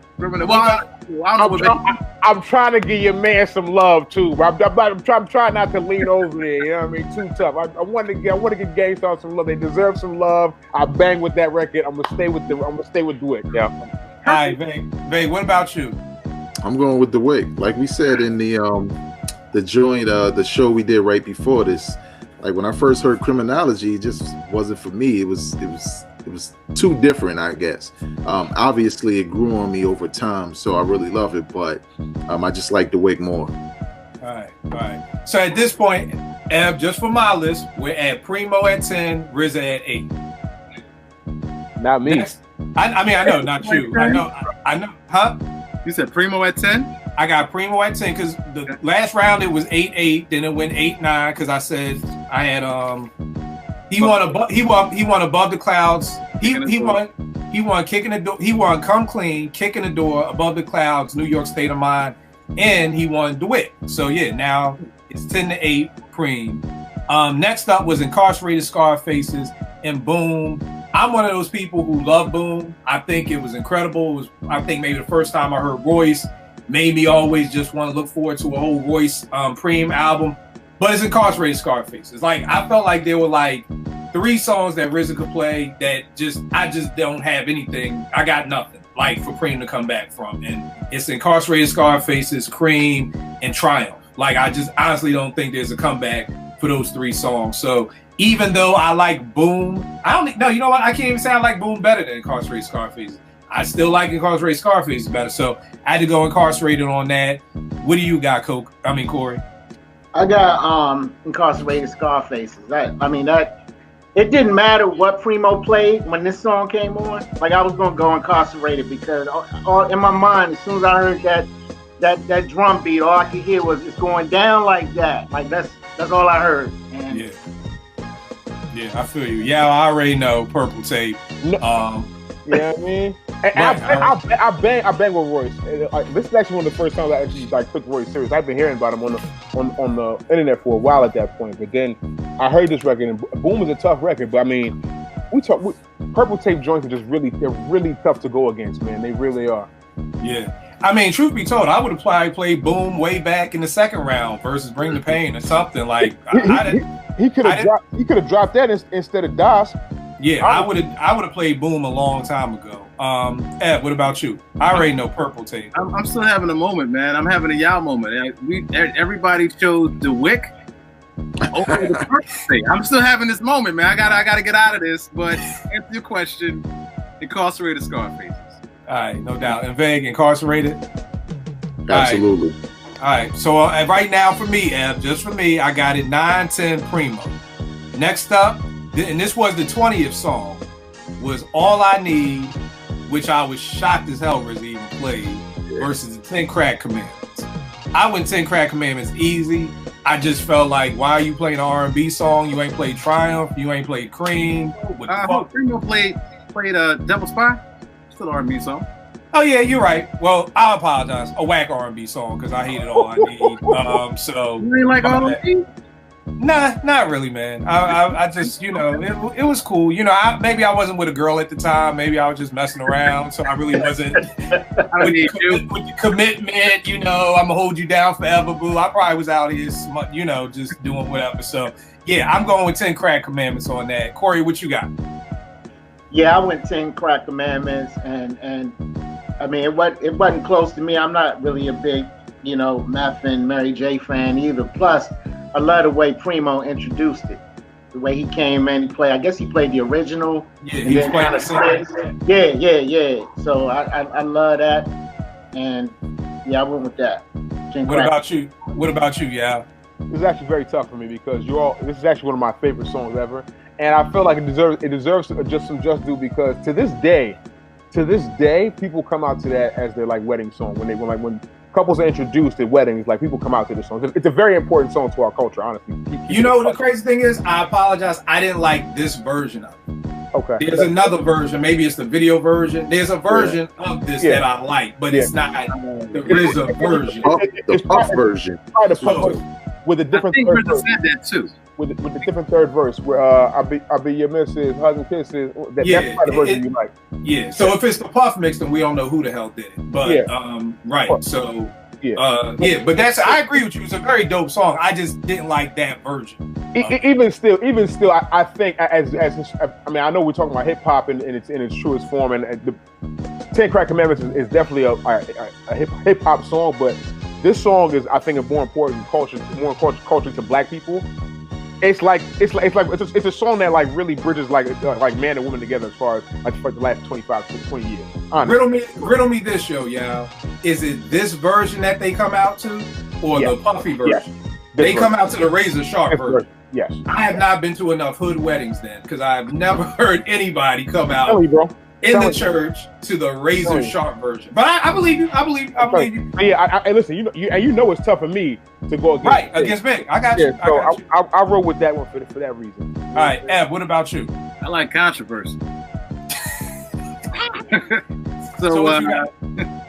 It was hard for me, but yo, man, I like that fucking RZA Sharp fucking version, man. That shit is ridiculous. Okay. It's nasty. So I had to go with the All I Need. All right, and what about you, Van? 10 Crack Commandments, man. All right. Very close. All right. So at the 20 point, what are y'all scorecards? Because I got Primo winning 11-9. I got RZA. I have no idea, Kill. I just got a total for the whole shit. Okay, all right, you got your total. And I got RZA, but I'm wanting it to stop soon because I know RZA gets eccentric with his fucking playlist, and I feel it's coming. I'm like, can we stop soon? Good. Let's pull out. Let's pull back. Right. Corey, we're kind of downhill for a minute. At this point, Corey, who do you have winning? This is the 20. This was the OG 20. We ain't in overtime yet. And who do you got winning? Yeah, I got it. Right now, I got it 12-8. 12-8, Primo. Yeah, Primo came back in the latter rounds for me. All right. I got it 12-8 RZA. Okay. All right. And before, I want to say I had it 14-6 Preem. My original thing from last night was 14-6. Now I actually have it 11-9, which is a lot closer. Let's see. Main Man said he got RZA winning 11-9. Check the Rhyme said he had Primo winning 11-9. So I think this 11-9 looks a lot better than the 14-6 that originally was. Next up, we got Cream. In overtime, we got Cream versus Mass Appeal. Again, like I said earlier, love Mass Appeal, one of my favorite beats, but it's Cream. I just don't see how you can beat Cream. So I went with Cream. Corey, what about you? Yeah, I went with Cream. Like you can't go against that, and Deck is on it. So, and not to mention Ray killed it too. Right. So. And the beat is still crazy. It's funny because whenever I come across that sample, I want to use it, but I'm like, I can't because I don't have nothing else to do with it. I don't want to chop it up because it's just perfect the way it is. So it's just still to this day, I feel like it's a sample that could have been used right now in 2020, and it still would sound incredible. Two songs that have never lost, and it's a million of them, but just two songs that have never lost the same feeling I get is Cream and New York State of Mind. Like a couple of years ago when Nas had the Heineken commercial when he's on the train with New York, I swear, New York State of Mind still sounds as good as it does as it did in 1994, as it does in 2020, and it's the same thing with Cream. Those two songs are just like they just age like fine wine. They've only gotten better. Yeah. What about you, Cream or Mass Appeal? I took Cream. I will. I want to make this statement. I'm actually kind of upset they went to overtime. 1, 2. I'm upset that both of these dudes waited till overtime to play these two records. Yeah. Right. So yeah, I went with Cream. Just Cream is the bigger record. Cream is the better record to me. It's like he said, both records are timeless, but still to this day, you know, Cream is the timeless record. Let me get the door because my wife is. Yeah, don't get in trouble, man. Yeah, all right, Ev, what you got? Cream for sure. All right, and Vague. I love Mass Appeal, but I had to go with Cream, man. That's a tough matchup. Yeah, I feel you. Next up, they had Wu-Tang Ain't Nothing to Fuck With versus the Crooklyn Dodgers. Yeah. Very hard for me. Huh? Would you turn it? Yeah, I apologize. Return of the Crooklyn Dodgers. I had to go with Return of the Crooklyn Dodgers. I just want to Return of the Crooklyn Dodgers. I really just got nothing. I got nothing else. Corey, what'd you go with? Yeah, I same thing for me. This would have been nice in the 1 through 20 round, but yeah, I went with Return of the Crooklyn Dodgers as well. It was nice to hear Chubb rapping again. Right. What about you, Yao? Wu-Tang Clan Ain't Nothing to Fuck With. The anthem. Right. The anthem.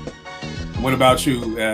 This was really hard for me. I actually wound up going with the Return of the Crooklyn Dodgers. That Hawk Trio, I think they're called. Yeah, Young Hawk Trio. And yeah, that sample was just ridiculous.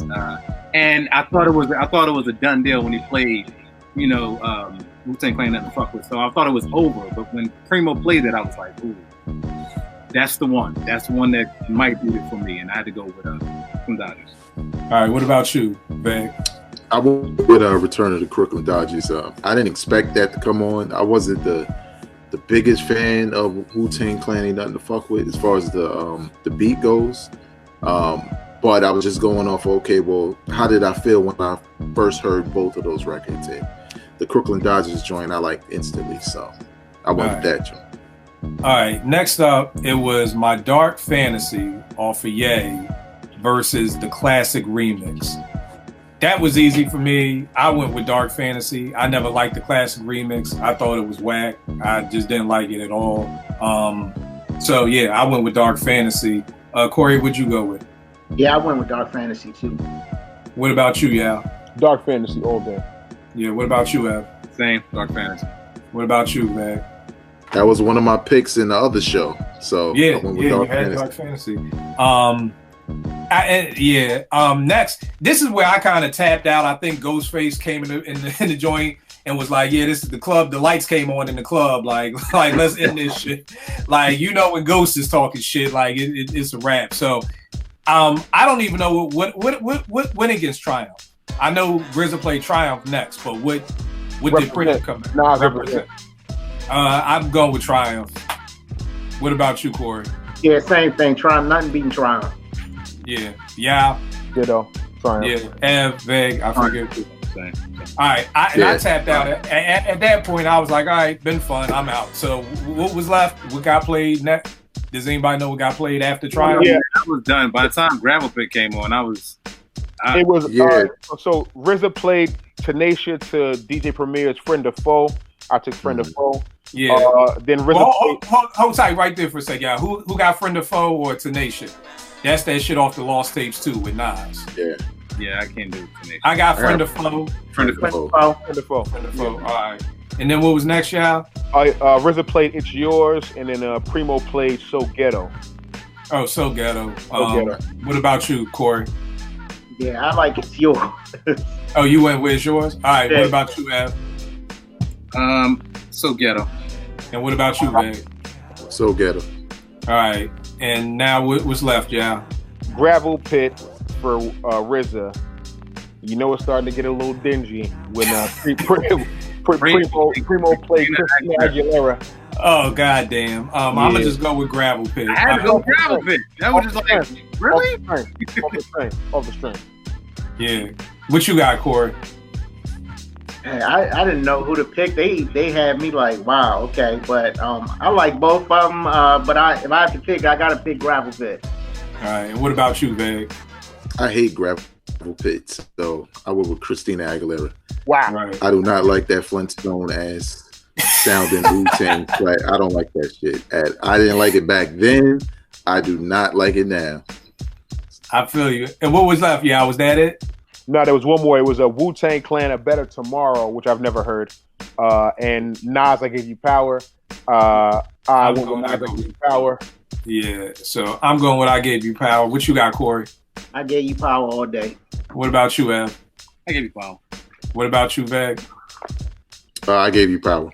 All right, so I got overtime coming out 4-4 with a total score of 9, 10, 11, 12, 13. With Primo winning 15-13, so a lot closer than what I had it last night. Corey, what's your final score? I gotta count mine because I didn't want to go past 20, so I'm gonna have to count. All right, what about you, Yao? I got RZA 17, Primo 11. Okay, damn, you got kind of a little blowout going on over there. Hey man, look, I called it. Hey man, I ain't mad at it, brother. As long as you ain't say hip hop won, I ain't got nothing but love and respect for you, good brother. Okay? RZA won. Ev, what about you? I got RZA, man. I didn't even take the count. I know a lot of the joints I went with RZA more than I went with Primo, so to me, RZA won that joint. Right, and what about you, Van? I had Primo winning by like one. I think when RZA started playing them extra joints at the end, he just basically gave those rounds away. A Better Tomorrow, Gravel Pit, and some other track, I can't remember. Right, main man got it. RZA 16-12, showing that Christina joint was decent. I actually love the Christina Aguilera album that Preem did for her. It's just not in a battle. I just feel like there's just. Again, I got 2 hours. I got a 2-hour Premier versus RZA mix, and nowhere in God's world on Easter Sunday would I think of putting a Christina Aguilera beat in that battle format. All right, cool. So,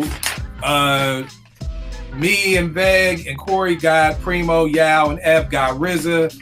That's a great thing. Tell me this. Who is the next battle y'all want to see, Veg? I think you had the best pick out of everybody's, but we'll get to that. Corey, who is the battle you would want to see next, or like the next 2 or 3? And tell me this. Are we doing a battle, or are we doing an intimate night with hip hop? So, are people battling, or are we just playing songs while we sip wine and eat cheese? You want to battle? You want to battle? Yeah, no. I would like to see Primo and Pete Rock go at it. I know they've gone at it live or whatever, but I'd like to see it in that format over IG. I think it'll be a lot more competitive than even outwardly. I think it'll be a lot of, oh no, you didn't, like type right stuff. And I think they'll be going back and forth. But Primo, at the end of the day, I think he needs to come with a playlist. I think he needs to come with a plan, even if he don't go by it all the way, but just have an idea of what he wants to play. Right. It just didn't seem like he did, because and again, I know I'm the minority, but I just think that he would have came out earlier with a lot of stuff, and he left a lot of stuff on the table. That's all I was reading on Twitter this morning. He was like tip of the iceberg. That wasn't even everything for both of them, for him and Rick. So, I was shocked they didn't play Take It Personal. Yeah. Out of Here. The original. I'm still stuck. He didn't play that. Superstar by Group Home. Like, there were so many joints that I felt like he could have played and he didn't. And Kill, let me just say too, I guess the reason why, in my mind, Primo should have won this is because of the people that he's worked with. Of course, you got Jay, Nas, and Biggie. Those are the easy ones. But when you start talking about Rakim, KRS, Brand Nubian, like he's worked with so many people. I felt like he could have just dug for days just from the people that he's worked with besides Guru. Right. I feel you. Yeah. What about you? What battle would you like to see? And I'm interested because, like you said, you're younger, so I'm I want to hear about who you would want to see next up. I kind of want to see, and this might be two different weight classes, honestly, but I want to see Bink in a battle, and I think I want to see Bink with like, I don't know, maybe like Bink with like Blaze or something. Maybe Bink with like Just Blaze. Oh, I would love to see Bink and Just Blaze. Bink versus Just Blaze, and honestly, like that's gonna be a phenomenal like orchestrated battle if it does happen. Now, here's the thing. Let me challenge you with this. I think the problem with that would be I feel like Just Blaze will win because he has the hits. Just Blaze has the hits, definitely. But I mean, as far as their range, I think they both got some superstar, credibility, cachet on their discographies, both of them. You know what I mean? Like, I just think I would love to see it because we all know I'm one of the people that believe Just Blaze bit Bink's style. You know what I'm saying? We've had Bink on the writer's bench, and Bink has expressed that feeling. But I just feel like if Just Blaze, Oh Boy, the Diplomat joint he did, and fucking PSA, like there's just nothing Bink got. You know what I'm saying? That's like, I feel like it's one of those battles you've already lost before you even start. Almost. But I would love to see it. But I just don't think Bink has enough. You don't think he has enough in the tank? Because I just think if people are looking at it as the bigger songs, the average person probably hasn't even heard of Bink. You know what I mean? So when I say shit like, yo, Just Blaze Just Blaze bit Bink style, people are like, who's Bink? And I'm like, yo, he did All I Need on the Blueprint. And it'll be like, oh, that's one of my least favorite songs off the Blueprint. You know what I mean? So I think that's the only problem with it, is that outside 1-900 Hustler. And when I heard that, I thought Just Blaze did it. I didn't even know Bink did it. You know what I mean? So, but I would love to see that just because of there's so much oomph between both of them. Like they beefed in magazines, they beefed on social media. Like there's bad blood behind it. So I would like to see it just because you want to see a battle. These two niggas don't like each other. I can tell you that. You know what I mean? So that would make for a good battle. But I just feel like it's one of those. I don't know if y'all remember, there was a time when Cassidy was beefing with Meek, and people this probably about 5 or 6 years ago, and people were like, "Kill, who you think will win?" And I'm like, as soon as Meek pulls up in the rolls, it's already over. Like nobody's gonna even, you know what I mean? He's gonna pull up with the rolls. Strippers are gonna jump out, and niggas. We're in a time where you're gonna already win just based off your name. So it's like, Meek Mills is gonna beat Cassie in a battle before anybody even says a word because he's Meek Mills type thing. But I would love to see that Bink battle, man. I think that would be incredible. And for the culture, I know these aren't really like your producer cast as far as the technical term, as far as like beat makers. But I would like to see hits from Jermaine Dupri and Puff Daddy. Honestly, at this point, like give me the entertainment. Like they got hits upon hits, and I'm probably in the minority as far as that's concerned. But that's something I would like to see. Nah, I feel you. Ed, what about you? Too. I actually like to see Bink and Knots go at it. That'd be a good battle of Virginia right there. That would definitely be a dope battle. And I would like to see Tip and Ye. Tip and Ye would be dope. What I like about that Bink and Knots joint is it's probably more gonna be about beats than hits. Because neither one of them actually the beats, not about the hits. It's about because as soon as somebody hears "Oh Boy," niggas are gonna be like, "He won." Just Blaze won. Oh, yeah, Just Blaze. But with Bink and Knots, it's gonna be more of a niggas are really gonna be listening. Like, okay, because a lot of people probably wouldn't even heard the beats that Knots has done. You know what I mean? So it may be like, oh, this is the first time I'm hearing it. That would definitely. And actually, got one more as a wild card: Alchemist and Pete Rock. Yeah, somebody tweeted that at me earlier. Vague, what you got? I had Pete Rock and Q-Tip. Yeah, I think that would be the one right there. I think that would be the one because there's some bad blood back in there too. So it's like I think that would just be. I don't know if the bad blood is still there for people watching may not know. Tip said no. Pete said that Tip came through the crib one day. He had to beat the Jazz playing in the SP 1200. Next thing he knows, it's on Low End Theory. You know what I'm saying? And Pete is shouting him out at the end of the song like Q-Tip Pete Rock for the beat. And Pete felt some kind of way about that. So I don't know if people peep when on Midnight Marauders on the song Midnight, it uses all the same sample pieces that Pete went on to use for the main ingredient. They all use the same samples. I mean, main samples, backup samples, everything. And, Grap even said he thinks that was like Pete kind of like throwing a shot at Tip. Like, yeah, nigga, I'm going to take everything you just used for Midnight, use it over here for the main ingredient and make that shit better. So I think, Bang, I think that would be crazy. I think that would be, yes, sir. Kill, what you think about a Kanye and Pharrell? Or is that I think that would be incredible too. We talked about that during the last show because I think what I like about them is they have songs in both realms, so they could do every other song. It could be every other song is hip hop, every other song is R&B. So Pharrell could come with the I Just Want to Love You. Ye could come with the Takeover. Then Ye could come back with some Alicia Keys, You Don't Know My Name. Pharrell could come back with some Justin Timberlake shit. So I think that battle would be crazy too. You had another battle, Veg, or that was it? Havoc and Alchemist. Ooh, that's a tough one. That's a tough one. Yeah.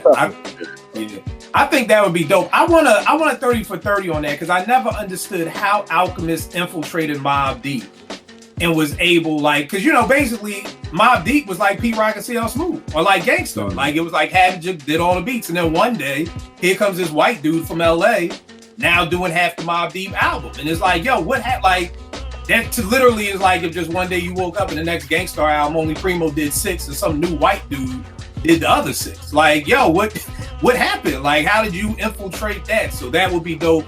Over here in the chat room, we got Pete Rock versus Q-Tip. We got LP versus Muggs. Diamond D versus Pete Rock. Easy Mo B versus Ski. Madlib versus anybody. Ninth versus Madlib. Just Blaze versus Havoc. And Bink and Blaze would be dope too.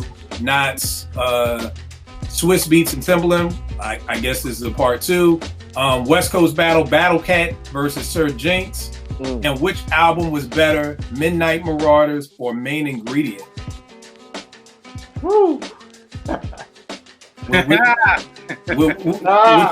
What you got on that, Vague? What album is better, Midnight Marauders or Pete and CL's Main Ingredient? That's a good ass question, Main Man 365. I gotta go with Tribe, man. But it ain't easy. Ooh, it's I'm up here sweating. I gotta take off my hat. Niggas got me sweating. My shirt. Man, I was kind of upset you went to me first. I ain't had no time to think. I was like, oh shit, you coming to me. My bad. You come back. What you Quiet as kept. I haven't listened to Main Ingredient in a long time. It wasn't on my radar as a young boy. I mean, Midnight Marauders was because historically that's what it was for me. But I'm gonna give it to Midnight just because it's what I know. So I mean, I'll eventually get to the Main Ingredient and take a sample of it, but obviously, I'm not well versed in the album. So I gotta go with Midnight, and it's not an easy choice. I don't want folk watching it just be like, oh, niggas just went with Midnight.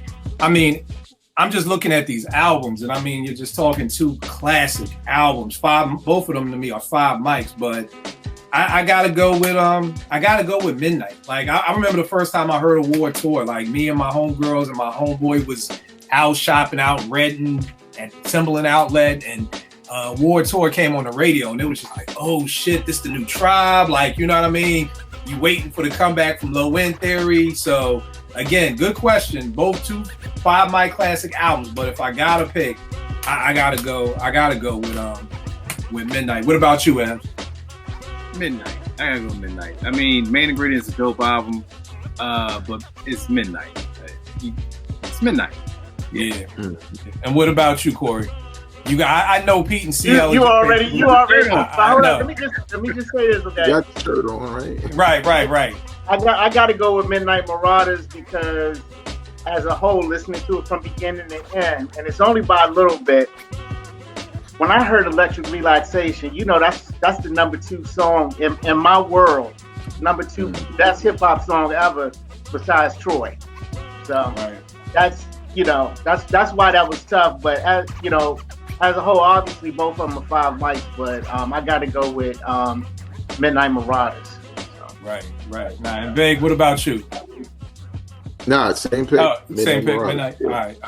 And it's funny because here's how me and Corey met. Maybe about 4 years ago, CL Smooth had a remix competition, and I did the remix.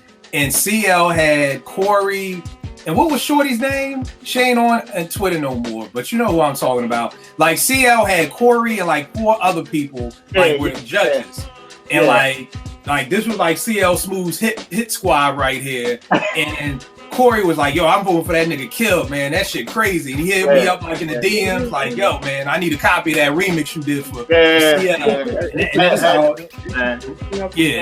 that's how me and him got cool. So love on that. But yeah, man, some other joints over here. Jake 1 versus No ID. That could be nasty too, because No ID got joints. Puffy would have to bring the Hitman with him, So that's fine. Fine. He'd have to bring the Hitman with him. And I'm sure JD would have to bring Brian Michael Cox and Jonte Austin, everybody. Bring everybody. It's a crew link up. Just make sure everybody get tested for the Rona first, and then link up. Right. Yeah. All right, y'all. So dope show, dope battle. Again, I think it was a wonderful night for hip hop. I'm not just downplaying that, but I feel like that's number 2. I felt like as fans, we do not have to play by the industry rules. Like I get the industry rules. I'm not expecting Alchemist to be like, yo, Primo got washed, because nigga, you gonna run into Primo tomorrow and he may feel some kind of way. Like, we're not, guess what? RZA's not coming to anybody's Thanksgiving dinner on this panel right now. So you could say RZA won, because I get it. I don't know if people ever put this together. After Premier said that Nas got Jay-Z in the battle, there were no more Jay-Z Primo collabos after that. Like, that was it. That was it. So I get when you're in the industry, I get you can't be like such and such one. You got to kind of hold your cards close to your chest because you may never know when you need something. But I seen on Twitter today, Rod Digger was like, yo, RZA won. End of story. And I'm like, yo, if Shorty Ryder did songs with Primo. So I'm like, if Rod Digger ain't following the industry rules, how the fuck are we as hip hop fans can't say who won because we scared? What are y'all scared of? Like, it is what it is. You know what I mean? But I do understand that too. And I want to say Ninth Wonder did it too. I want to say Ninth said that Nas won the battle. And we haven't seen Ninth and Jay do anything ever since either. So again, I get how when you're in the industry, you can't just talk freely as you would feel. There was one time at an award ceremony, Jay-Z said something like numbers lie. No, women lie, men lie, numbers don't. And Q-Tip tweeted out, here go this nigga. True story. Tweet it out. Here goes this nigga. And then I guess he got his shit together. I was like, oh shit. And he erased it. But the blogs and everything already screenshotted it. But that's the problem with Twitter. We're ingrained to tweet what you feel. But then you realize, oh shit, I may want to try to get down with Rock Nation. I know Jay got a long memory, okay? I think if you dissed Jay in 1987, like, he still remembers you to this day. So that's my thing, though. Stop being so goddamn sentimental. Like, if you're not gonna like anything you do, it is what it is. Don't hold on to that shit. If you take the L, you took the L. Took the L. That's it. You come back again tomorrow and try it again. Y'all know. We come on. This is a participation society we live in. People cannot take constructive criticism. Because again, I don't take it as a coincidence that Premier and Jay-Z was like this, and we always got a good old Premier song no matter what. Then Primo says Nas won, and now nothing. It's gone. Just being too sensitive, I think. You know what I mean? But again, but then sometimes people feel loyalty. Maybe, if Eb and Vegas battle, and I've known Eb longer, and I say Veg won the battle, I'm not saying you would, but somebody may be like, nigga, I knew you first. How you gonna say he won the battle? But that's the thing. That's my thing. If Veg won, then he won. It is what it is. Like if you got two of your friends and I hate to get to this point, but they fighting, and one of them get knocked out, it's like, yo, dog, you got, you my man, but you got knocked out. That's just what happened. Like, remember I was waking you up? That's what happened. It's like, so the thing is, like, we gotta just like get over ourselves, I think this whole thing with, oh man, we sensitive about, Erykah Badu said it. I'm sensitive about my shit. That's her. That's not the whole fucking world. Like, okay, don't be so sensitive about your thing. If you in it, if somebody don't like what you're doing, they don't like what you're doing. They don't mean like if you don't have a bunch of people that don't like what you're doing. it is what it is for that day. That's just it. And the funny thing is, I bet you said that because I've always gone off of that, and it's just like niggas ran with that shit. Like I'm sensitive. Then don't put it out. Don't put it out. Because I don't care if once you hit upload on Bandcamp, on SoundCloud, on DistroKid, you have now given people the opportunity to critique what you want. If you're an artist and you're sensitive, play that shit for you and your dog. Play it for your mama. Right, play it for your mama. Like what Kendrick said, the backseat freestyle, play it for your boys in the car while y'all going to get girls and leave it there. But the second you hit send, you are now open to criticism.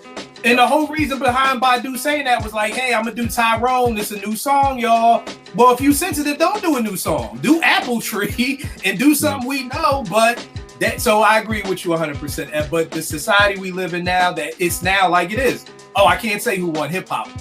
You know, and I'm with you. If you take an L, you take the L. But again, we came up in an era where you could take the L and you get up and you go back. And maybe you fight again, or maybe you just say, fuck it, you don't fight at all. And that's the thing that usually makes you stronger, taking an L.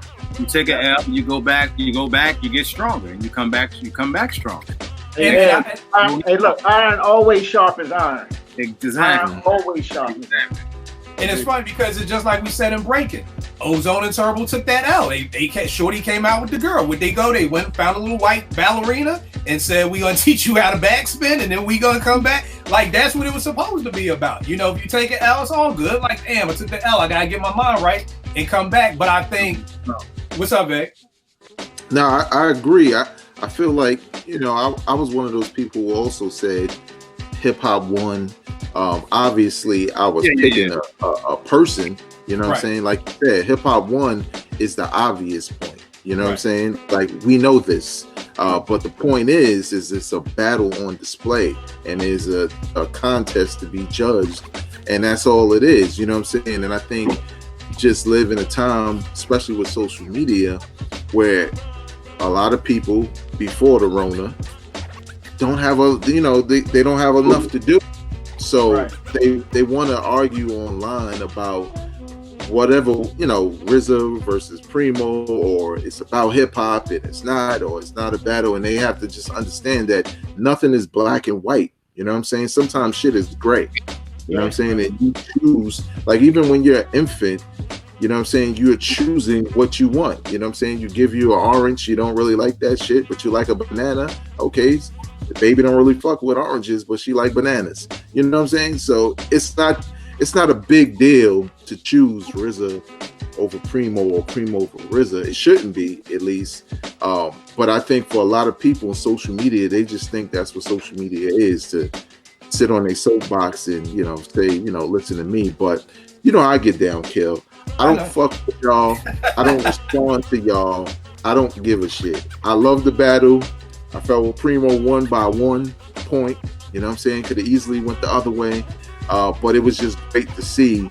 And, you know, I hope we get some more, because this was the only one I watched. So now here's the thing. I can add on to that real fast, just to what Veg was saying. Another thing, too, is Preem and Pete had been doing a tour for the longest time. Yeah. They were doing exactly. So it was just like them spinning records back and forth. It wasn't necessarily a battle. It was set that way, but it was like, yo, we're gonna get together, we're gonna spin some records, we're gonna do some hip hop shit, it's gonna be dope. And I feel like this was. Tell me this, y'all. Do y'all know if Timbaland and Swiss is there some monetary part of something in here? Because like, are they producing it? Right, because I kept hearing, like, everybody's like, oh, well, Primo's like, well, Swiss called me and did. So I'm just wondering, because it's almost like some old Timbaland and Swiss Beats presents Verzuz. And I'm like, so is IG getting money from this? Because there's mad people I knew who started IG accounts just to watch this battle. Like, people didn't even have IG accounts, but they was like, well, where can I watch it? IG? Oh, let me start an IG account. So I'm just wondering, is there some old monetary, like, even when RZA, I mean, I know he said it and it could have just been a joke, like, yo, the paperwork's in, but I'm like, is there really paperwork? Like, paperwork, bro. Because somebody said something like, I just hope this doesn't become industry-wise, or I hope this doesn't become watered down, but I'm like, it could be already, you know, people are saying that we're doing it for the culture, but You know what I mean? Because I'm just like, why are we still thinking Timbaland and Swiss? Like, yeah, this was a good idea, but Primo could have just called RZA like, yo, let's go do something like Timbaland and Swiss. But the fact that Timbaland is like making all the calls and Timbaland is tweeting this out first, even before Primo or RZA said anything, Swiss posted it. Like, I'm like, so are you the fucking Don King of this shit? Like, does all the battles come through you now? Or even with Swiss? Swiss is the one who posted, oh, timeout, Teddy Riley and Babyface. We had to postpone that. And I'm like, Swiss, why are you talking about Baby? Like, let Teddy say that. So do y'all know if what's going on? If no, maybe putting it together. I mean, I ain't mad at him. That's what he's doing. You know, maybe it was an idea that he had. He did it with Tim, and then it just kind of flowered into something else. Right. Yeah. What you gonna say, back? I feel like it has to be, because when you think about it, like I think back to when Jim Jones was on Hot 97. Remember he was on there crying and shit, and about talking about Cameron and and all that. And Cam was saying he was going to go on Instagram Live, but he had to set some shit up first. And it was like this big to do. He ain't just go to his phone and went live. He had this whole setup, of I'm gonna go live at this time. Hold up. And I just feel like if you're celebrities and you're gonna do this event on this platform versus other platforms, there got to be some business behind that, because like you said, not only are you bringing a bunch of people onto that platform at one time, you're also bringing in new subscribers, but new accounts, new users. So that ain't, because not everybody's going to stay on Instagram, but there's a lot of people who will probably stay on Instagram as a result of this battle. So I could see Swiss and Timbaland doing their situation and saying, oh, look what this did, look what these Nice did, you know what I'm saying, and going to the Instagram people saying, this is what we bring to the table when we do these events on your platforms. Go get some advertisers or whatever. We're gonna have this many new users coming in. Somebody's doing the analytics on this shit. So right. I mean, What'd you say? I wish D Nice would stop already. D Nice be doing it 24 hours a day. It'd be 3 a.m. I'm like, this nigga still up every day. Corey was already like, nigga, you just said yesterday. I'm like, how many songs did you play, my nigga? Like, god damn, you got a hell of a joint in there. I don't know if y'all have seen it, but the Roots are doing some dope stuff over there too on YouTube. It's funny because you're right, Vay. It has to be, and it's just the next level of hip hop business, because now the Roots on their YouTube channel have so many daily events. Like they had a Black Thought Tiny Desk concert live from his house, which was dope. If y'all didn't see that, that was dope. He did one of the songs off the Broadway musical he's producing, and a new song. You got Quest spinning live. You got Behind the Keys with James Poyser, which is dope. He's breaking down like how he did the song for Mariah Carey. He's breaking down how he did Other Side of the Game with Erykah Badu. So you're right. During this time, I see the Roots are doing YouTube, Timbaland and Swiss are doing Instagram. So yeah, you're right. It's definitely all a business. Good looking out, y'all. Vegas. Let them know where they can get at you at. All the good stuff. All right, you can follow me on Instagram and Twitter at Vegas World INC. You can check out my podcast, Hip Hop Now Podcast, available wherever you listen to podcasts. No doubt. Good brother Ev. Let them know where they can get at you, man. Twitter is Mental151. Instagram is Ev Assis. Hit me up on either one of them joints. All right. Yao G's, what's good? Yao G's Music, YAWGEEZ Music on IG and Twitter. Those are the two places I hang out most. Albums and music are on all digital streaming platforms. All right. My man Corey, where can they get at you, good brother? Hey, Coco Baggins, Twitter and Instagram. I'm just a consumer, lemonade nigga. Yo. And you already know what it is with me. Kill Apartment 5B on Twitter. Kill 889 on IG. We'll make beats for food. I will check you, good brothers, next week. I want to say before you bounce. I got to bounce, but Porsche just put up the reason. I was just about to say that about Porsche. You got it. No, go ahead. No, you do it. Porsche was just saying that Timbaland and Swizz organized it because they have access to all the producers. They also talked to the CEO of IG to extend the time, because IG usually only allows for an hour. They were able to extend that. So I don't know how D Nice be going because I swear D Nice he must stop and just start because I swear D Nice is on a 24-hour loop. You can get up at 4 a.m. and D Nice is playing live with that goddamn Zorro hat on. If that nigga don't take that goddamn hat off, yeah. So I actually like that. I like that. Okay, I can't do the Zorro hats. I just can't pull it off. If y'all see me in a Zorro hat, come help me because the quarantine has fucked me up that bad. So I will check y'all next week, y'all. Good looking.